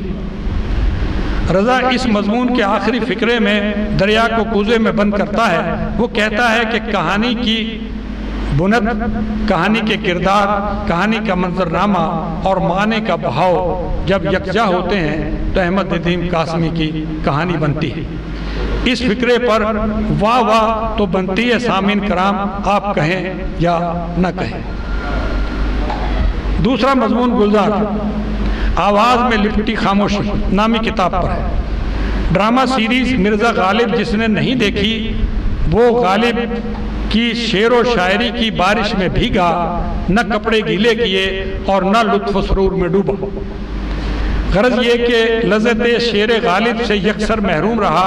جس نے شاعر اور شاعر کا یہ لاہور نہیں دیکھا اس نے کچھ نہ دیکھا۔ وہ زندہ جاوید مرزا غالب جو اپنے زمانے کے ماحول میں تمام تر توانائی کے ساتھ جلوہ گر ہے، اور آپ اپنے زمانے سے کٹ کر اس کے زمانے میں بہنے لگتے ہیں۔ آپ پر یہ کیفیت طاری کرنے والا کوئی اور نہیں، گلزار ہے۔ رضا لکھتے ہیں لیکن ایک کسک محسوس ہوتی رہی ہمیشہ کہ سابقے لاحقے کے بغیر گلزار کوئی قابل تقریم نام نہیں ہے، جیسے کوئی لاوارث۔ اس لاوارث کے عشق میں ڈوب کر کتاب بعنوان گلزار آواز میں لپٹی خاموشی تخلیق ہوئی۔ یہ اسسٹنٹ پروفیسر گلشیر کی کتاب ہے جو گلزار سے محبت اور عقیدت نہیں بلکہ عشق میں لپٹی ایک تحقیقی کتاب ہے۔ پروفیسر صاحب شعبہ قانون سرگودا یونیورسٹی سے وابستہ ہیں۔ لیکن گلزار سے عشق انہیں کہاں سے کہاں لے گیا۔ یہ علمی، ادبی، فلمی، تحقیقی کتاب دوستوں کے مابین مکالمے کی طرز پر ہے، جو گلزار میں موجود پھول، پھل اور خوشبو کے تذکرے سے لبریز ہے۔ گلزار کی خاص خصوصیت رضا صدیقی نے یوں بیان کی ہے کہ گلزار مذہبی رسومات کو گناہ و ثواب سے قطع نظر ثقافت کے خوبصورت پہلو کے طور پر مناتے ہیں، لیکن سبھی مذاہب اور مذہبی لوگوں کا احترام کرنے والوں میں شامل ہیں۔ اس کتاب پر رضا کا تبصرہ بھی ایک مکالمے کی شکل میں ہے، جس میں ایک بوڑھا ذہن اور ایک نوجوان ذہن باہم تبادلہ خیال کر رہے ہیں اور گلزار کو سمجھنے کی کوشش کرتے ہیں کہ داستان ختم ہوتی ہے، مکالمہ اپنے اختتام پر پہنچتا ہے، لیکن ایک خوبصورت نظم آخر میں جاری ہے کا تاثر دیتی ہے۔ ابھی پردہ نہ گراؤ، ٹھہرو، ابھی تو ٹوٹی ہے کچی مٹی، ابھی تو بس جسم ہی گرے ہیں، ابھی تو کردار ہی بجھے ہیں۔ مکالماتی تنقید نئی جہت و حیت ہو گئی، مکالماتی تنقید نئی جہت و حیت ہوگی تو تعارف کنندہ رضا الحق صدیقی ہی ٹھہرے گا۔ رضا صدیقی کے تنقیدی مضامین میں ادبی اصطلاحات کا مختصر اور جامع تعارف بھی ملتا ہے، جس سے ناآموز لکھاری کو حسب ضرورت علم اور توانائی میسر آ جاتی ہے۔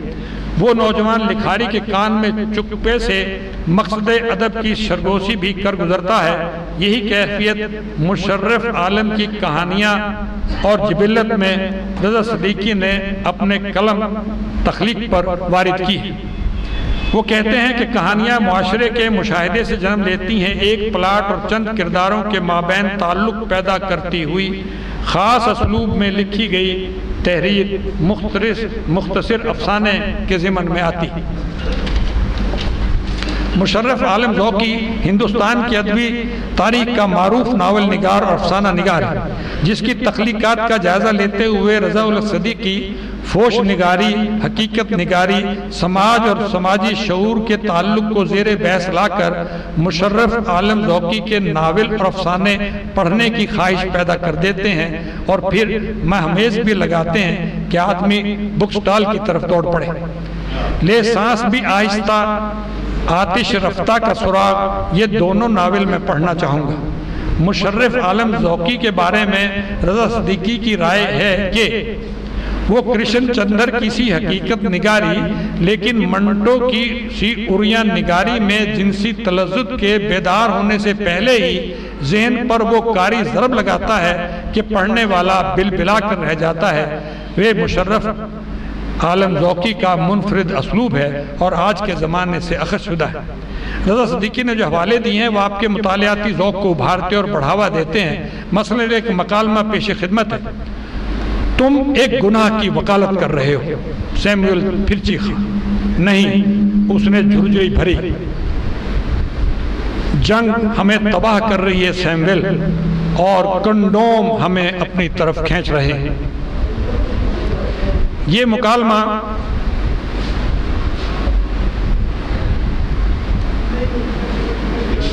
اور یہ کنڈوم ہمیں اپنی طرف کھینچ رہے ہیں، یہ مکالمہ مشرقی معاشروں میں بڑھتے ہوئے خفیہ گناہ زدہ جنسی ملاپ کی تکذیب کرتے ہوئے محسوس ہوتے ہیں، لیکن اس وقت قاری کو جھٹکا لگتا ہے جب یہی دو پاکیزہ کردار جیب سے امریکی کنڈوم نکال کر آمادہ گناہ ہونے لگتے ہیں۔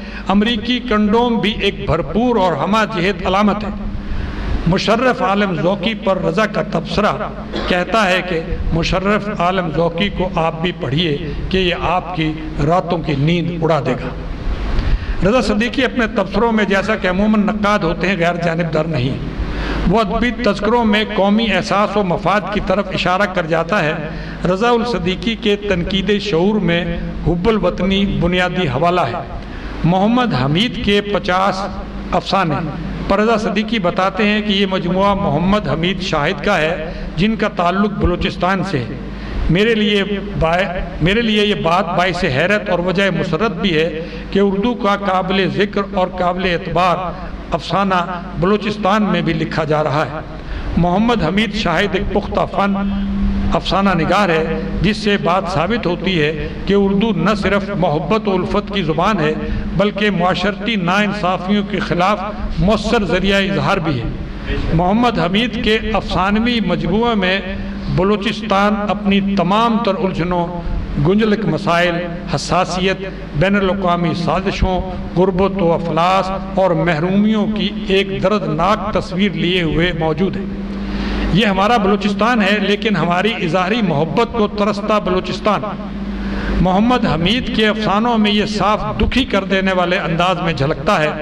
محمد ندیم شاہد کے افسانوں میں رضا صدیقی کہانی کی پرتوں کو اپنے عمیق مشاہدے اور تجزیے سے کھولتا ہے اور غیر جانبدار تجزیے سے محمد حمید شاہد کے ادبی مقام کا تعین کرتا ہے۔ محمد حمید شاہد کی پہلی کہانی برف کا گھونسلہ ہے۔ برف کا گھونسلہ عنوان چونکا دینے والا ہی نہیں بلکہ تجسس بھرا بھی ہے۔ رضا صدیقی کی تنقیدی رائے بڑی صائب ہے۔ وہ کہتا ہے کہ علامتوں کے ذریعے حقیقت نگاری اور تمثیلی اظہار میں چڑیا کے بچوں پر جو گزرتی ہے وہ بلوچستان میں بہت سے انسانی خاندانوں پر بھی گزرتی ہے۔ کہانی کا دردناک انجام قاری کو ہلا کر رکھ دیتا ہے۔ رضا کی یہ تحریر قاری کو شاہد کے افسانے پڑھنے پر اکساتی ہے۔ رضا صدیقی خود بھی افسانہ نگار ہے۔ مجلس فکر نو، صاحب اکیڈمی، مجید امجد اکیڈمی ایک ہی طرز پر ہفتہ وار تنقیدی نشست کا اہتمام کر کے ترقی پسند ادب کی ترویج میں مصروف اور ادب کی غیر رسمی تعلیم کا فریضہ بذریعہ اجتماعی و تخلیقی شعور انجام دیتی رہی ہیں۔ اس عمل کے ابتدائی دنوں میں رضا صدیقی کا افسانہ پسٹن بہت ہٹ ہوا تھا۔ بعد میں اور بھی افسانے لکھے لیکن ہم میں سے کسی نے نہ سنبھالے، اتفاق سے کچھ چھپ گئے، زیادہ تر گم ہو گئے۔ برسبیل تذکرہ کی معذرت کے ساتھ چند لائنیں رضا صدیقی کے تبصرے کے آغاز سے جن میں ہمارا گم شدہ افسانہ نگار صاحب دکھائی پڑتا ہے وہ لکھتے ہیں: مجھے وہ منظر آج تک نہیں بھولا جب مجھے اطلاع ملتی ہے کہ ماں کی طبیعت خراب ہے، فوراً پہنچو۔ میں بھاگم بھاگ ساہیوال پہنچتا ہوں۔ گھر میں ماں کے کمرے میں ماں حالت سکرات میں بستر پر لیٹی ہوئی تھی۔ ان کی چارپائی کے گرد تمام بہن بھائی کھڑے تھے اور میں ان کی چارپائی کے کنارے بیٹھتے ہوئے بہن بھائیوں کی طرف سوالیہ نظروں سے دیکھا۔ بڑی بہن نے رم جھم آنکھوں سے نفی میں گردن ہلائی کہ اب کچھ نہیں بچا۔ میں ماں کے تھوڑا اور قریب ہو گیا، ان کے گلے کو سہلاتے ہوئے پانی پلانے کی کوشش کرتے ہوئے کہا: ماں! شاید میری موجودگی میری آمد کی ہی منتظر تھی۔ میری ماں نہ جانے کس طرح اپنی پوری قوت جمع کر کے میری ماں نے جواب دیا: ہاں۔ یہ وہ لفظ تھا جو ان کے منہ سے نکلا اور میرا پلایا ہوا پانی منہ سے بہہ گیا اور ماں چلی گئی، میری آنکھوں سے بہتے آنسو دیکھے بغیر۔ یہ منظرنامہ اس نے محمد حامد سراج کی میہ نامی کتاب پر اپنے تنقیدی جائزے کے آغاز میں تحریر کیا ہے، جو یقیناً پر اثر ہے کہ قاری اپنے دل میں اٹھتی ہوک محسوس کرتا ہے۔ رضا صدیقی جو خود افسانہ نگار ہے، نقاد گر خود بھی تخلیق کار ہو، تخلیق کے سارے پہلوؤں سے آگاہی، تخلیقی عمل کا ذاتی تجربہ اور اس دوران پیش آمدہ مشکلات کی پھسلن کو بہتر طور پر محسوس کرتا ہے اور یوں بہترین استحسانی تنقید ممکن ہوتی ہے۔ اس نے استحسان میں افراط و تفریط سے کام نہیں لیا، لیکن افسانہ نویسی ترک کرنے کے باوجود افسانوں پر اس کی تنقید بذات خود افسانہ ہے، جس سے دل میں ان مصنفین کی تخلیقات تک رسائی کی چاہت بیدار ہوتی ہے۔ اس نے ایوب کی نشاندہی نہیں کی، جو کرنا بھی نہ چاہیے تھی، کیونکہ جو چھپ گیا نظر قارئین ہو گیا۔ تنقید جو قارئین کی تعداد میں اضافے کا باعث ہو اور کتاب سے دوستی کی راہ ہموار کرے اور مطالعے کی امنگ جگائے، خالصتاً رضا صدیقی کا اپنا دریافت کنندہ پہلو ہے، اور وہ یہ کام نصیحت فضیت کے ذریعے نہیں کرتا، بس چپکے سے کر گزرتا ہے۔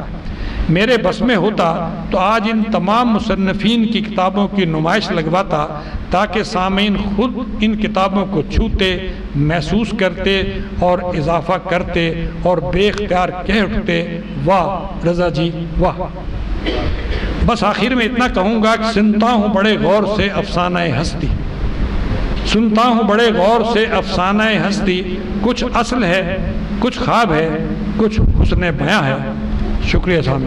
اور اب میں امریکہ کے طلسم قدے کے بارے میں حیرت کے نئے در کھولنے کے لیے آج کے اس تقریب کے مہمان اعزاز محترم قائم نقوی سے ملتمس۔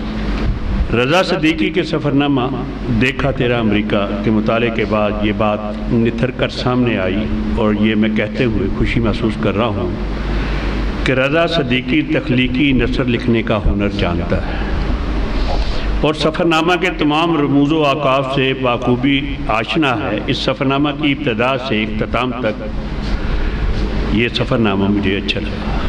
اس سفرنامے کی زبان سادہ اور تصنع سے پاک ہے۔ سفرنامہ نگار امریکہ کی تاریخ، وہاں کی معاشرت اور ارد گرد کے ماحول کا بیان کرتے ہوئے اپنی دل کی بات چپکے سے کہہ دیتا ہے، اور جس میں بے ساختگی اور جذبات کی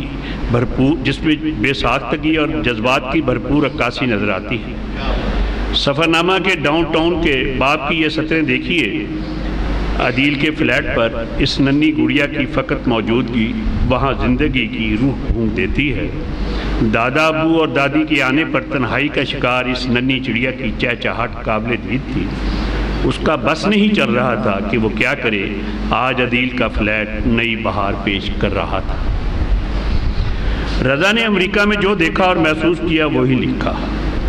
وہ لکھتا ہے، میں نے یہ بھی دیکھا، دور دور تک کہیں کوئی کاغذ کا ٹکڑا تک نظر نہیں آ رہا تھا، کوئی پھل، کوئی چھلکا، کوئی لفافہ، کسی چاکلیٹ کا کوئی ریپنگ، کچھ نہ تھا۔ میں وہاں سوچ رہا تھا کہ ہمارے ملک میں ایسی بات کیوں نہیں ہے۔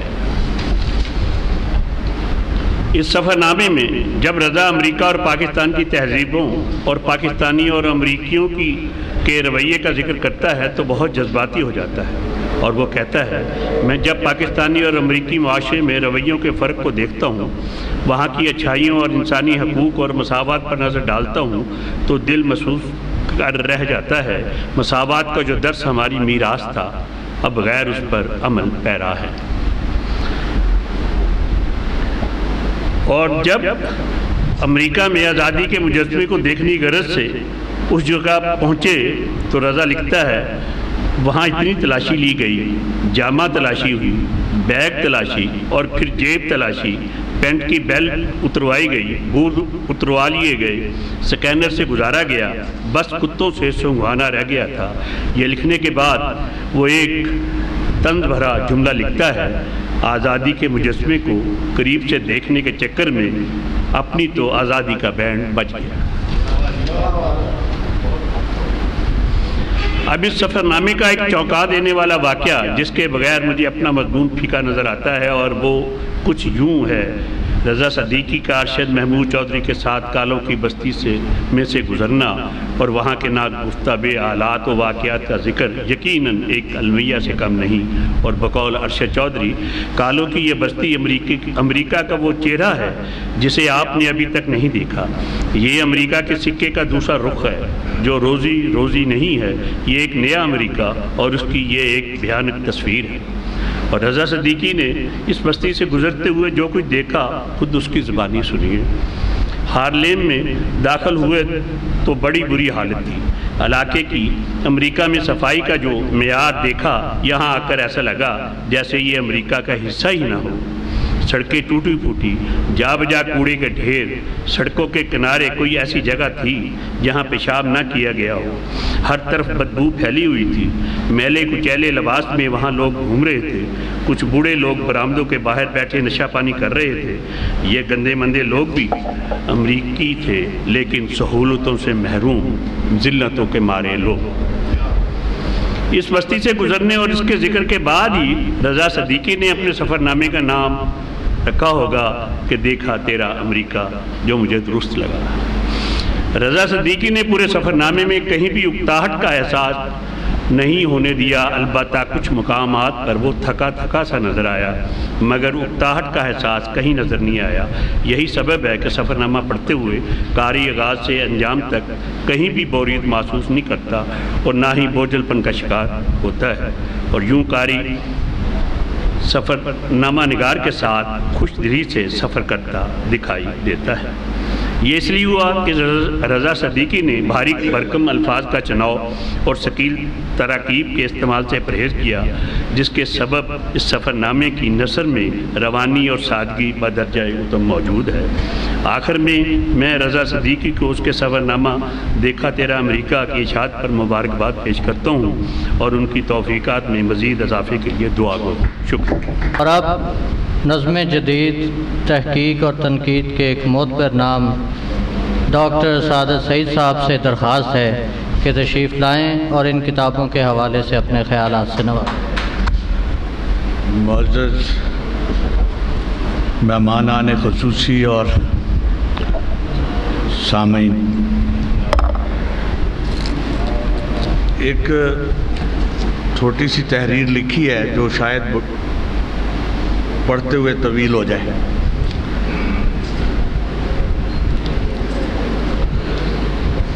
1952 سے 1967 تک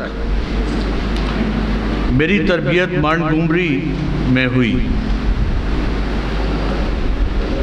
1963 کے بعد گورنمنٹ کالج کی بزم ادب، کیفے ڈی روز اور اسٹیڈیم ہوٹل میں اپنے بعض اساتذہ مجید امجد، منیر نیازی، ظفر اقبال، حاجی بشیر احمد بشیر، جعفر شیرازی، گوہر ہوشیارپوری، ناصر شہزاد، مراتب اختر، محمود علی محمود وغیرہ کی صحبتوں میں بیٹھنے کا اتفاق ہوا۔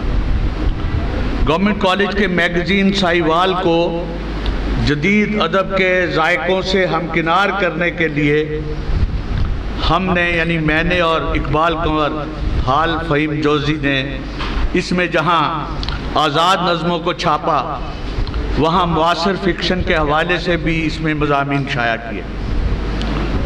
سجاد میر نے اپنے بی اے کے زمانے میں افتخار جالب کی نئی شاعری کو چیلنج کیا، فہیم جوزی اور راکم الحروف نئی شاعری کے نمائندے بنے۔ اس شہر میں علامہ اقبال اور کلاسیکی اردو ادب کے حوالے سے بہت تحقیقی کام ہوا۔ اردو زبان کے فروغ اور نشو و نما کے لیے بھی یہاں سے آوازیں بلند ہوئیں۔ اس حوالے سے میرے والد ڈاکٹر لفدال نسیم کا کردار بے مثال۔ یہ تمہید صرف اس لیے ہے کہ ساہیوال کے محقق جدید اردو نثر کے فروغ میں ساہیوال کے لوگوں کی خدمات کو فراموش نہ کریں۔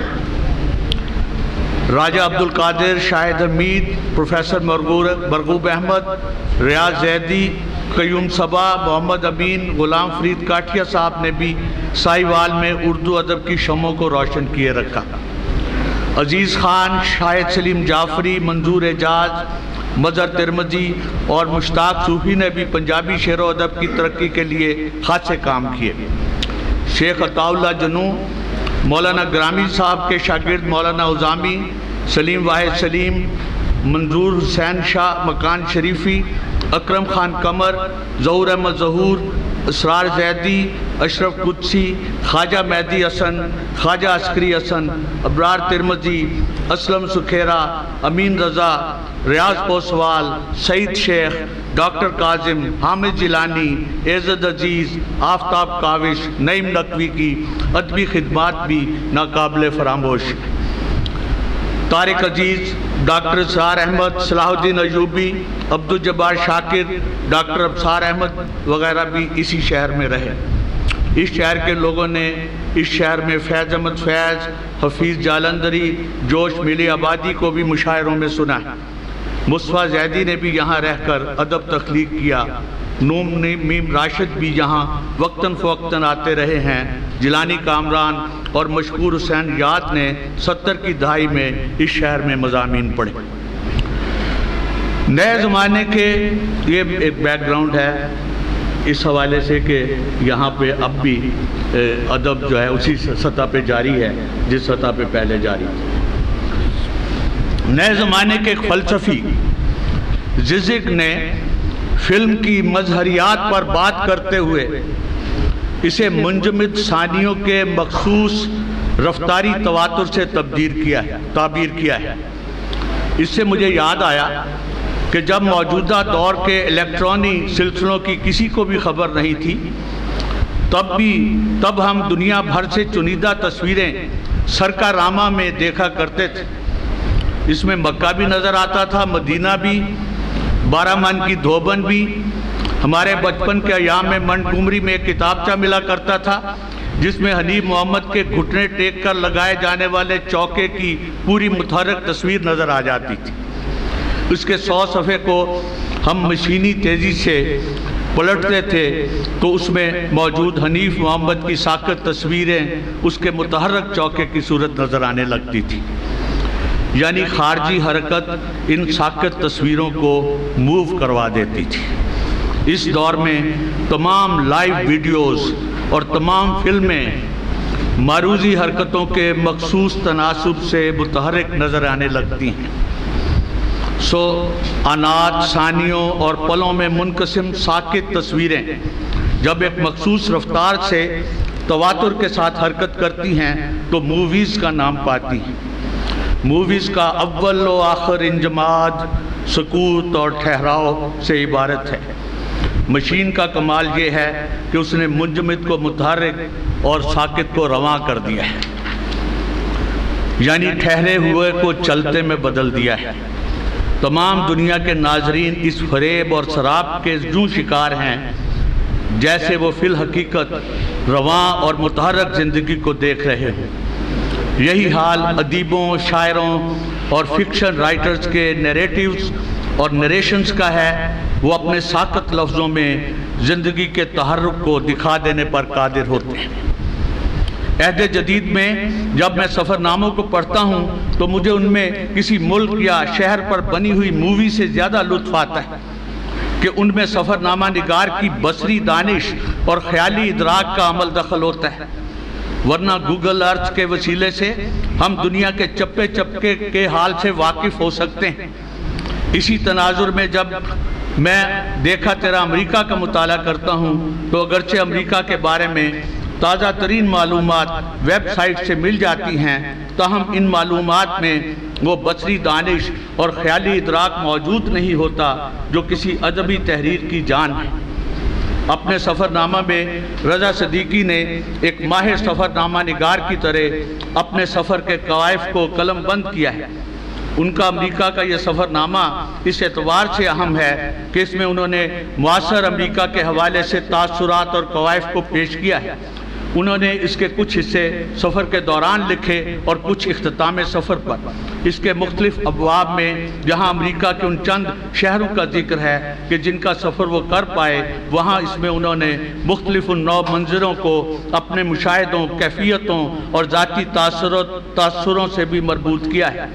رضا صدیقی کے سفر ناموں میں معروضی احوال کی عمدہ جھلکیاں نظر آتی ہیں۔ ان جھلکیوں کے بیان میں جزیات کا انتخاب دیدنی ہے۔ انہوں نے باریک بینی سے منظر اندر منظر کی تفصیلات مہیا کی ہیں۔ ڈاکٹر وزیر آغا کے بقول سفر نامے کئی طرح کے ہوتے ہیں۔ مثلا ایک قسم تو اس روایتی سفر نامے کی ہے جس میں سفر کرنے والا صرف ملک کا جغرافیہ بیان کرتا ہے، موسم کا حال، میدانی اور پہاڑی مناظر، آداب معاشرت، حاکم وقت کے خد و خال، اور اگر وہ 20ویں صدی کا سفر نامہ نگار ہے تو غسل خانوں اور ہوٹلوں کا حال، مشروبات کی قلت یا فراوانی، ہر قسم کے شکار کی جملہ تفاصیل اپنے سفر نامہ میں سمیٹ لیتا ہے۔ دوسری قسم اس سفر نامہ کی ہے جس میں سفر نامہ نویس جغرافیہ کی بجائے صرف ملک کی تاریخ سے سروکار رکھتا ہے اور سنے سنائے قصوں کے اظہار مقرر میں لطف محسوس کرتا ہے۔ رضا صدیقی نے اگرچہ اپنے سامنے موجود امریکی ماحول کو عمدہ انداز سے پیش کیا ہے، لیکن جا بجا انہوں نے اپنے پاکستانی ہونے کے حوالے بھی رقم کیے ہیں۔ اس پس منظر میں ایک اقتباس ملاحظہ فرمائیں۔ پاکستان سے ہم 22 روزے گزار کر چلے تھے، باقی روزے یہاں بچوں کے ساتھ رکھے، لیکن یہ روزے بڑے پھیکے پھیکے تھے۔ نہ اذان کی آواز، نہ نزدیک کوئی مسجد، بس فون پر سیٹ کی ہوئی واشنگٹن کے وقت سحر و افطار پر ابھرنے والی اذان روبوٹ کی طرح سحری اور افطاری کرا دیتی تھی۔ سچ مانے اپنا پاکستان بہت یاد آیا۔ یوں ایک ہفتہ اسی حالت میں گزرا اور پھر عید کا دن آ پہنچا۔ پاکستان میں تو عید بڑے اہتمام سے منائی جاتی ہے، لیکن یہاں وہ نظارے کہاں۔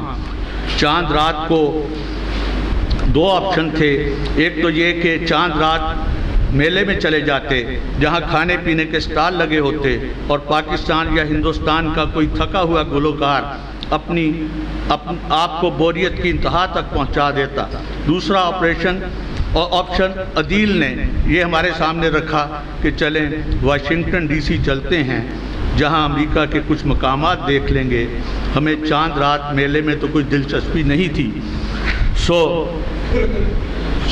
فیصلہ یہ طے پایا کہ واشنگٹن کی سیر کی جائے۔ واشنگٹن ڈی سی میں عدیل نے مونومنٹ کے نزدیک پارکنگ ایریا تلاش کر کے گاڑی پارک کی۔ امریکہ کا کوئی بھی شہر ہو، پارکنگ تلاش کرنا سب سے مشکل کام ہے۔ پاکستان سے مغربی دیاروں میں جانے والے سیاح اگر کوئی سفر نامہ لکھتے ہیں تو وہ اس میں اپنی پوری تہذیبی دانش سے کام لیتے ہیں، اس لیے انہیں وہ دیار میروں کے نہیں تیروں کے نظر آتے ہیں۔ البتہ جب ممتاز مفتی اپنی پوری لبرلزم کے ساتھ سفر نامہ حج لکھتے ہیں تو انہیں وہ علاقہ اپنوں کا نظر آتا ہے، وہ وہاں اس قسم کا اظہار نہیں کرتے، دیکھ لیا تیرا مکہ۔ ایسے ہی رضا صدیقی نے اپنے ایوارڈ یافتہ سفر نامہ حرمین کی گلیوں میں کا عنوان تیرے حرمین کی گلیوں میں نہیں رکھا کہ اس سفر نامے کی ٹون میں یہ بات شامل ہے کہ یہ سفر تو مصنف کی خود آگہی کا سفر تھا۔ اس سفر نامے کے ابواب کے عنوانات دیکھ لیں تو آپ کو اس دور کے منوتوں کے جھگڑے سے بخوبی واقفیت ہو جائے گی۔ پہلا باب خواب اور حقیقت، دوسرا آل رسول اور قربت الہی صلی اللہ علیہ وسلم، تیسرا باب سلسلہ طریقت، سبز پاسپورٹ اور گنبد خضرا، اور اسی طرح سے مکے کی گلیاں سوئے مدینہ، ریاض الجنہ اور مدینہ کی گلیوں میں الوداع اے شہر حلم، الوداع، بڑی محبت سے ذکر ہے ساری جگہوں کا۔ کعبہ کا در کھلتا ہے۔ یہ دیار رضا صدیقی کو میروں کا لگا، اس میں ساری دنیا کے تیرے میرے بن گئے تھے۔ رضا صدیقی کی تربیت حضرت ضیاء الحق نے اگر نہ کی ہوتی تو شاید اس میں تہذیبی موانست پیدا نہ ہوتی۔ یہاں تو انہیں ہر شے وحدت الوجود میں ڈھلی نظر آئی۔ تو من شدی من تو شدم والا معاملہ تھا، من دیگرم تو دیگری والا قصہ ہی پاک ہو گیا تھا۔ امریکہ میں رہنے والے پاکستانی اپنے رد عمل کے اظہار میں بسا اوقات ریڈ انڈین تک جا پہنچتے ہیں کہ جن کی نسل کشی کی بنیاد پر دنیا کا سب سے بڑا جمہوری ملک وجود میں آیا، مگر چور چوری سے جائے، ہیرا پھیری سے نہیں جاتا۔ ہیروشیما اور ناگاساکی میں ایٹم بم چلا کر جاپانی قوم پر ریاستی دہشت گردی کا سب سے بڑا ارتکاب کیا گیا، اور پھر افریقہ اور ایشیا میں اس نے کہاں کہاں نسل کشیاں نہیں کی۔ ایسے میں ہم ویتنام، عراق، افغانستان، مصر، لیبیا کو بھی یاد کر سکتے ہیں۔ اس لیے رضا صدیقی نے اپنے سفر نامے کا نام دیکھا امریکہ نہیں رکھا، دیکھا تیرا امریکہ رکھا۔ امریکہ کے سفر نامے میں ایک جگہ والٹ وٹمن کی نظم گھاس کی پتیاں بھی کوٹ ہوئی ہے۔ امریکہ کے ملک الشعراء کے مجموعے کا نام لیوز آف گراس ہے۔ اس کا ترجمہ قیوم نظر نے گھاس کی پتیاں کے نام سے کیا تھا۔ اس مجموعے میں ملک الشعراء کی حب الوطنی کوٹ کر بھری ہوئی ہے۔ اس میں امریکہ کی انسان دوستی پر فخر کیا گیا ہے۔ اس میں امریکہ کی طرف سے دنیا بھر کے لوگوں کو امن کا پیغام دیا گیا ہے، اور اس کے باوجود رضا صدیقی کو کہنا پڑا دیکھا تیرا امریکہ۔ مجھے اس کا نیریٹو یہ کہتا دکھائی دے رہا ہے جا دیکھ لیا تیرا امریکہ۔ امریکہ میں کالے لوگوں کے معاملات پر بھی رضا صدیقی نے اظہار خیال کیا ہے۔ یوں تو اس حوالے سے بھی دنیا بھر کے ادب میں بہت کچھ دستیاب ہے، لیکن اس پر رضا صدیقی کی آنکھوں اور قدموں کی مہریں ثبت نہیں۔ پھر امریکہ کا یہ سفر نامہ انہوں نے اپنے پیاروں کی مائیت میں کیا ہے، اس کا اپنا ایک لطف ہے۔ سڑک سے مونومنٹ تک خاصی چڑھائی ہے۔ وہاں پہنچ کر عدیل نے ہمیں ایک جانب اشارہ کرتے ہوئے بتایا کہ اس جانب امریکہ کے ایک اہم صدر ابراہیم لنکن کی سموادی ہے۔ میں نے پوچھا کیا وہ یہاں دفن ہے؟ اس نے بتایا کہ نہیں، دفن تو کسی قبرستان میں ہی ہوگا، یہاں اس کا دیو قامت مجسمہ رکھا ہوا ہے، یہ اس کی یادگار ہے۔ مونومنٹ سے چاروں طرف 1.5 کلومیٹر کے فاصلے پر یادگاریں ہیں۔ ابراہیم لنکن میموریل کے بالمقابل US کیپٹل ہے، جسے غلط العام میں وائٹ ہاؤس سمجھا جاتا ہے، لیکن یہ امریکی حکومت کے قانون ساز ادارے کانگریس کی اسمبلی ہے۔ یہ عمارت 215 سال پرانی ہے۔ اس عمارت کی تعمیر 1793 میں شروع ہوئی اور سن 1800 میں اسے استعمال کے لیے کھول دیا گیا۔ یہ سفر نامہ اسی طرح کے معلوماتی بیانات سے بھرا پڑا ہے۔ یہ بیانات رضا صدیقی کے اندر موجود عقابی آنکھ رکھنے والے جرنلسٹ کی عطا نظر آتے ہیں۔ Fiddler Lane, Silver Spring, downtown, بیسی اور دوسرے stores, Montgomery County, Woodside park, Brookside, botanical park, Potomac River, Great Falls, امریکی party house, Empire State Building, Niagara آبشار اور ایسے ہی عنوانوں پر مشتمل یہ سفر نامہ یاد دلاتا ہے کہ سفر نامہ نگار امریکہ میں ہے۔ شامی شاعر ایڈونس نے امریکہ کے بارے میں اپنی نظموں میں اپنے دل کی خوب بھڑاس نکالی۔ اس نے نیو یارک کو ایک چار پائے کی شکل میں دیکھا، اسے جگہ جگہ خون اور لاشیں نظر آئیں۔ رضا صدیقی نے اس نوع کی لفظیات سے دانستہ گریز کیا ہے اور قارئین کے سامنے امریکہ کا ایک سافٹ امیج پیش کیا ہے۔ حقیقت یہ ہے کہ یہ سفر نامہ امریکہ کے دلکش نظاروں سے معمور ہے اور لگتا ہے کہ سفر نگار نے یہاں موجود زندگی کی تلخیوں کو موضوع بحث بنانے کی بجائے اس کے قدرتی حسن اور اس کی ترقیوں پر توجہ مرکوز کی ہے۔ ایڈونس کے امریکہ کے حوالے سے خیالات ذرا مختلف ہیں۔ زمین کی تصویر ناشپاتی، ان پھلوں اور موت کے درمیان ایک مہندسی چال، نیو یارک ایک چارپایا شہر، کہو قتل کی جانب جاتا ہوا جبکہ ڈوبے ہوئے پہلے ہی آزادار ہیں۔ فاصلوں میں نیو یارک کے لیے ایک قبر، ایک ہستہ بستہ شہر غول بیابانی کا مسکن بنا ہے۔ اس کے ہاتھ میں ایک مشعل ہے اور دوسرے میں قانون، مگر یوں لگتا ہے کہ یہ دنیا بھر میں امریکیوں کے ہاتھوں میں ہونے والی نسل کشیوں کی علامت ہے۔ نیو یارک کے مختلف علاقوں کی ثقافت و معیشت، تہذیب و معاشرت کے سلاسل، گلوبل حکمرانی کے مراکز کی حکایتیں، ہارلم اور نیگرویت اور سفید فاہمیت کے مابین پینڈولم کی طرح گرداں تہذیب، موت، چارپائی، انسان، وحشت، دہشت، جرائم کی اماجگاہ۔ کاسٹرو، چی گویرا، مجسمہ آزادی کی شعری توضیح میں شاعر نے اپنے تجزیوں کو سمو دیا ہے۔ یہ مجسمہ آزادی کے نام پر دنیا بھر میں امریکی مظالم کی علامت بنا ہے۔ اس کے دوسرے ہاتھ میں شاعر نے زمین کو دم گھٹنے کے منتظر بچے کی صورت میں دیکھا ہے۔ بقول اقبال، سرمایہ داری کے فروغ کے لیے استعمال ہونے والی مشینوں میں موت گردش کر رہی ہے۔ والٹ وٹمین، امریکہ کا نیشنل پوئٹ، جس کی کتاب گھاس کی پتیاں امریکی عظمت کے گن گا چکی ہے، اب امریکہ نے اپنی گھاس کو $1 کی قیمت میں بیچنا شروع کیا ہے۔ اس کا پیپر گولڈ اقوام عالم کو غلام بنانے کا وسیلہ بنا ہے۔ گولی، اسلحہ، مشین گن، توپ، ایٹم بم، موت کا ہر سو پہرا، لاشیں، قبریں، موت ہی موت، درائے ہڈسن ایک لمبی قبر، اوپر ہے ایک بے انت خلا، نیچے ہے ایک لمبی قبر۔ شاعر تاریخ، فلسفے، اینتھروپولوجی میں جھانکتا ہے، اسے ریڈ انڈین کے جو امریکہ کے اصل باشندے ہیں جاگتے ہوئے نظر آتے ہیں۔ اس میں دنیا بھر کی مقبوضہ زمینوں کو آزاد دیکھنے کا جذبہ موجود ہے، لیکن یہ کام ولیم کی توپوں میں کیڑے پڑنے والی منطق تک محدود ہے۔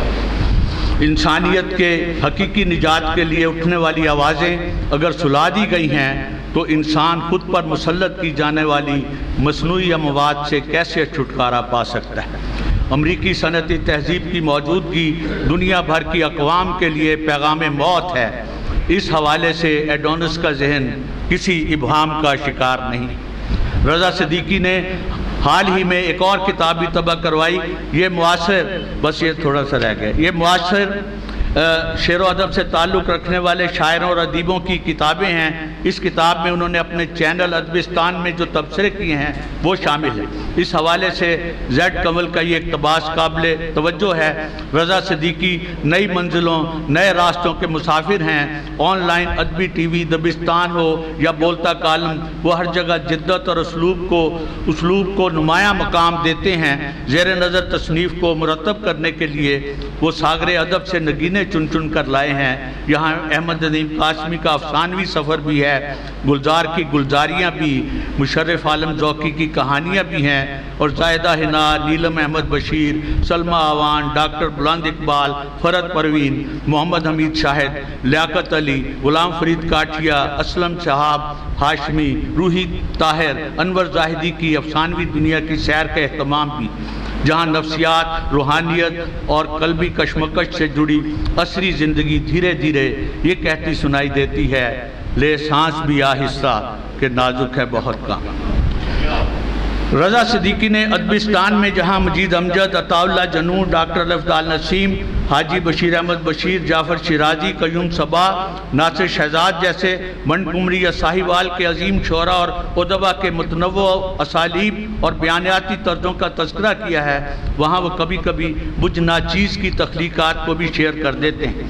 ان کے تعلقات کے دائرے میں آنے والی ادبی شخصیات کی فہرست بہت طویل ہے۔ ان میں خالد احمد، صبیہ صبا، اعجاز گل، طاہر سعید، ظہور الاسلام جاوید، صغیر احمد جعفری، ڈاکٹر صباحت عاصم واسطی، ڈاکٹر زبیر فاروق، ڈاکٹر سرور زہرا، سید کامی شاہ، زبیر کیسر، نوید ملک، رخسانہ سہر، ناہید ورک، سعید آسی، عباس تابش، عرفان صادق، حامد جزدانی، ناصر رضوی، زاہد عباس، افضال نوید، قمر رضا شہزاد، محمود احمد محمود، ناصر شہزاد، ارشد ملک، واصف سجاد، ڈاکٹر احمد علی برکی اعظمی، عزت عزیز، افتخار شفیع، اوصاف شیخ، ضیاء شاہد، ساجد پیرزادہ، لیاقت علی عاصم، حیدر علی صاحب، ناصر ملک، ایم زیڈ کنول، شمس الغنی، علی رضا اور بہت سے دوسرے خاص طور پر شامل ہیں۔ اس فہرست کے مطالعے کے بعد رضا صدیقی کو ہم اردو تہذیب کا گلوبل آدمی قرار دے سکتے ہیں۔ مجھے ان سے اس لیے بھی محبت ہے کہ وہ میرے استاد ضیاء الحق صدیقی کے صاحبزادے بھی ہیں اور میرے بھائی طاہر نسیم کے کلاس فیلو بھی۔ اب میں انہیں اپنا قریبی دوست بھی سمجھتا ہوں۔ آخر میں اس کتاب کے بارے میں رضا صدیقی کے ہندوستانی مداح احمد علی برکی اعظمی کی یہ نظم سنیے۔ رضا صدیقی کی تحریر پڑھنا سب کی چاہت ہے، کتابیں بولتی ہیں گوش شنوا کی ضرورت ہے، نہیں بڑھ کر کتابوں سے جہاں میں کوئی دولت ہے، نہیں حاصل کسی کو جو کتابوں کو فضیلت ہے، سنا ہے ان کے کالم بولتے تھے پہلے ٹی وی پر، جہان علم و دانش میں جو ان کی وجہ شہرت ہے، مضامی کا رضا صدیقی کے دلکش مجموعہ نگاہ اہل دانش میں نہایت بیش قیمت ہے، جنہیں رغبت کتب سے ہے نہ کیوں ہوں اس کے عشق گرویدہ ہیں، دلکش تبصرے بھی سرورق بھی خوبصورت ہے، نئے اسلوب میں ہے ندرت فکر و نظر ان کے، شعور فکر و فن سے ہر کسی کو ان کے رغبت ہے، کتابیں زندگی کا ایسا سرمایہ ہے انسان کی، جنہیں مل جائے برکی اس کے حق میں ایک نعمت۔ شکریہ۔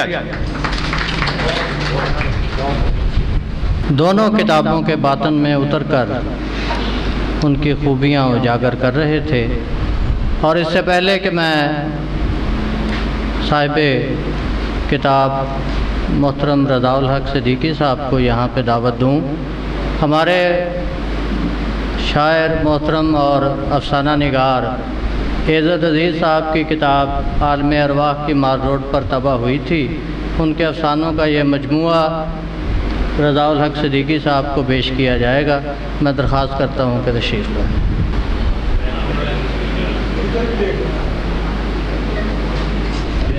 اب میں ملتمس ہوں کتابیں بولتی ہیں اور دیکھا تیرا امریکہ کے مصنف جناب رضا الحق صدیقی سے کہ آپ تشریف لائیں اور اپنے خیالات سے نوازیں۔ جناب رضا الحق صدیقی۔ بہت شکریہ مجید امجد اکیڈمی، بہت شکریہ ادب سوز پاکستان کہ آپ نے میرے اعزاز میں میرے لیے ایک تقریب کا انعقاد کیا۔ नईम नकवी ने बड़ी बात की थी कि रज़ा बोलता नहीं।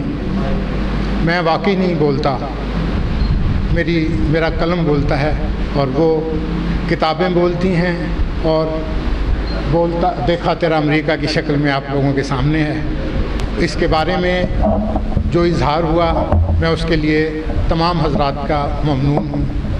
ख़ास तौर पे राव शफीक अहमद, नासिर अकरम नासिर साहब का, डॉक्टर साहब का और वो तमाम हजरात जिन्होंने इसके ऊपर इजहार ख्याल किया, उनके लिए मेरे पास अल्फाज नहीं हैं कि मैं उनका शुक्रिया अदा कर सकूं। बहुत बहुत शुक्रिया तमाम हजरात का कि वो तशरीफ़ लाए और मेरे लिए इस तकरीब का एहतमाम किया। बहुत शुक्रिया।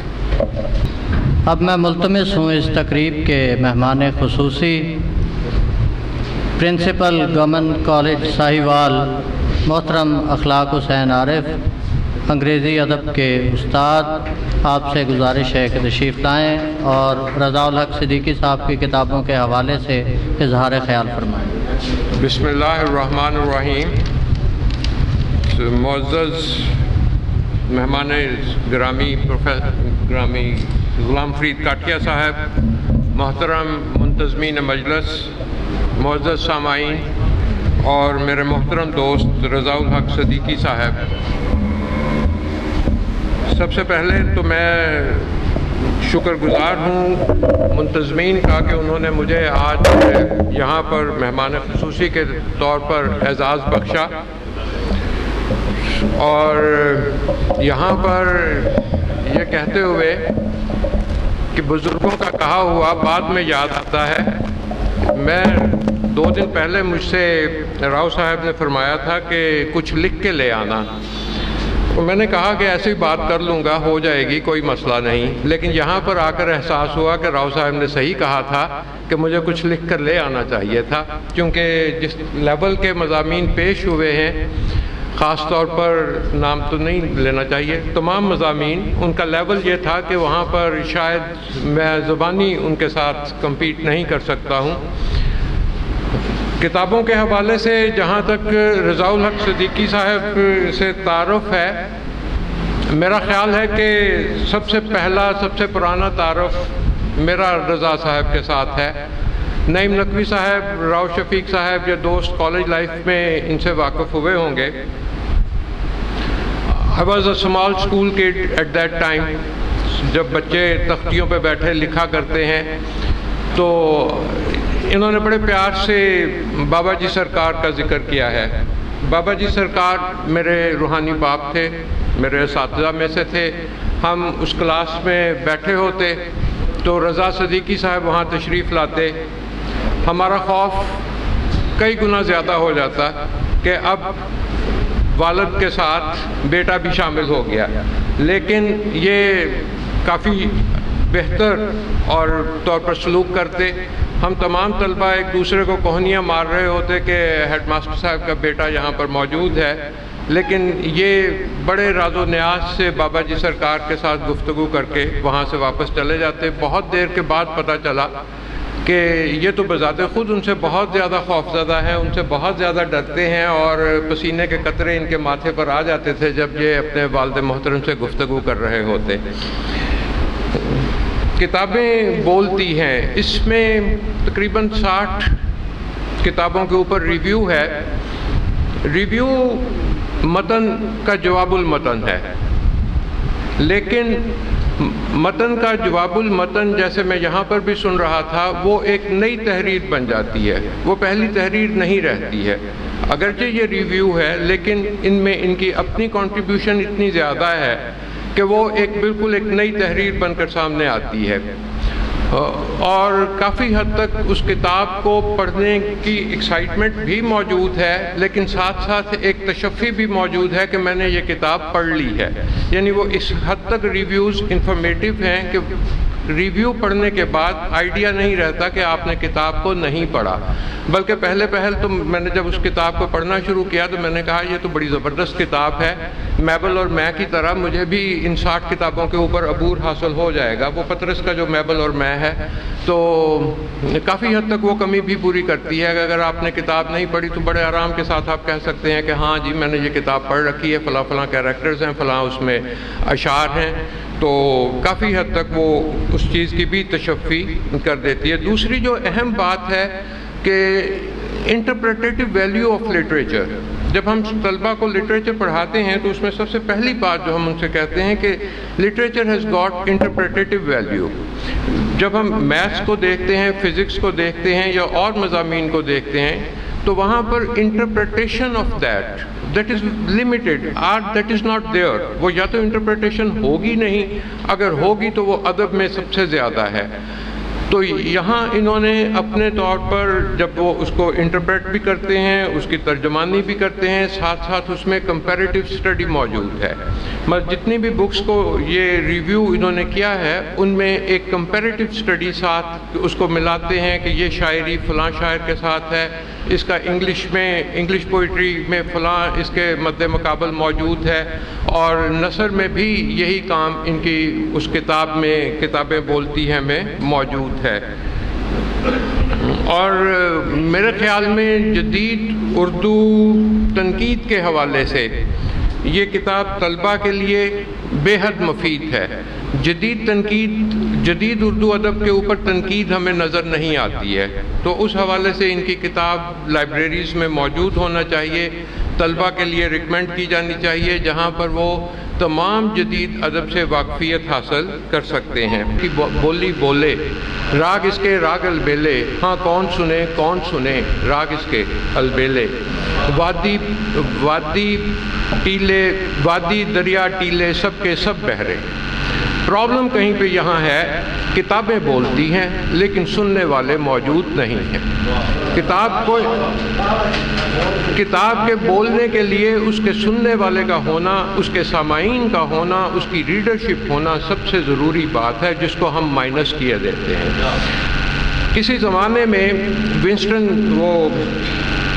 گالزوردی نے پلے لکھا جسٹس. اس پلے کے اوپر ریویوز لکھے گئے, اخبارات میں چھپا, وہ اخبارات میں اس کے بارے میں ذکر ہوا. تو Winston Churchill was the prime minister at that time. He went to watch that play دیکھا اس نے, واپس آ کر پارلیمنٹ میں بل انٹروڈیوس کروایا. That play was based on the solitary confinement. قید تنہائی کے اوپر وہ پلے بیس کر رہا تھا. اس نے قید تنہائی میں آ کر ترامیم کر دیں, قید تنہائی کو کم کر دیا. یہاں پر کتاب بولتی ہے کہ کتاب کا جو اثر ہے کہ لوگوں نے اس چیز کو سمجھا کہ اس کی کہاں ضرورت ہے. معذرت کے ساتھ آج پاجامہ لیک کر دیتی ہیں, لیکن اخباریں چیخ رہی ہیں, میڈیا چیخ رہا ہے, لیکن ہم سب کے سب بہرے ہیں, ہم سب کے سب سن نہیں سکتے. اور جہاں پر جب کبھی کتابوں کو سنا نہیں جاتا, کتابوں کی بات پڑھی نہیں جاتی, وہاں پر معاشرے میں وہی کچھ ہوتا ہے جو اب ہمارے معاشرے میں ہو رہا ہے. جہاں پر بم پھٹتے ہیں, یہاں پر بارود پھٹتے ہیں, یہاں پر اداروں کے تحفظ کے لیے ہمیں 50 لاکھ سالانہ سیکیورٹی پہ خرچ کرنا پڑتا ہے, یہاں پر ہاسپٹل محفوظ نہیں ہے, یہاں پر تفریح گاہیں محفوظ نہیں ہیں. کیوں ایسے ہے؟ کیونکہ کتابیں بول رہی ہیں, ان کو سننے والا کوئی نہیں ہے. یہ ہمیں دعا کرنی چاہیے کہ کاش ہم میں کتابیں سننے والے لوگ بھی آ جائیں, کتابوں کو پڑھنے والے لوگ بھی آ جائیں, ان کو سمجھنے والے لوگ بھی آ جائیں. بہت شکریہ جی, تھینک یو ویری مچ. اور اب میں اس تقریب کے صدر معروف افسانہ نگار اور سابق وفاقی وزیر برائے تعلیم مار غلام فرید کاٹھیا صاحب سے ملتمس ہوں کہ تشریف لائیں اور ان کتابوں کے حوالے سے اپنی آراء سے نوازیں. بسم اللہ الرحمن الرحیم. جناب مہمانان اعزاز, پرنسپل صاحب سعادت سعید صاحب, جناب قائم نقوی صاحب اور حاضرین, میں پہلے تو بات کروں گا رضا صدیقی کے اپنی شخصیت کے بارے میں, جتنا میں جانتا ہوں اور میرا جتنا تعارف ہو ان سے. पहला जो मेरा रब्ता इनसे हुआ वो साहिवाल एकेडमी के हवाले से हुआ। ये एडिट करते थे हमारे जितने भी हम साहिवाल एकेडमी में पढ़ते थे, उसको एक पहचान की सूरत में, एक रिसाले की सूरत में हमने उसका नाम पहचान रखा था, वो छापते थे। उसमें हमारे मुख्तलिफ दोस्त जो कुछ अपनी हमारे वो जो मीटिंग्स होती थी उनमें पढ़ते थे, हम उनको छाप देते थे। तो रज़ाउल हक सदीकी साहब उसके समझ ले के एडिटर थे और इस हवाले से हम तब से इनको जानना शुरू किया। फिर वो अपने मामलात में चले गए, हम भी निकल गए। फिर पिछले दिनों जब ये यहाँ आए और मुझे इन्होंने दावत दी, इनके कोई मेहमान थे, गालबन फरत परवीन साहिबा, वो राइटर हैं, उनके कोई अफसाने हैं, तो संदल का जंगल और रेस्तोरां की खिड़की से, तो वो मुझे इन्होंने दावत दी कि आप आएँ और हमने उनके लिए कोई एक महफिल करनी है नसरी। तो मैंने कहा जी मैं आऊँगा, और मैं गया तो वहाँ पे इनसे दूसरी मुलाकात उसके बाद पिछले 2-3 साल हुई। बस इसके बाद हमारा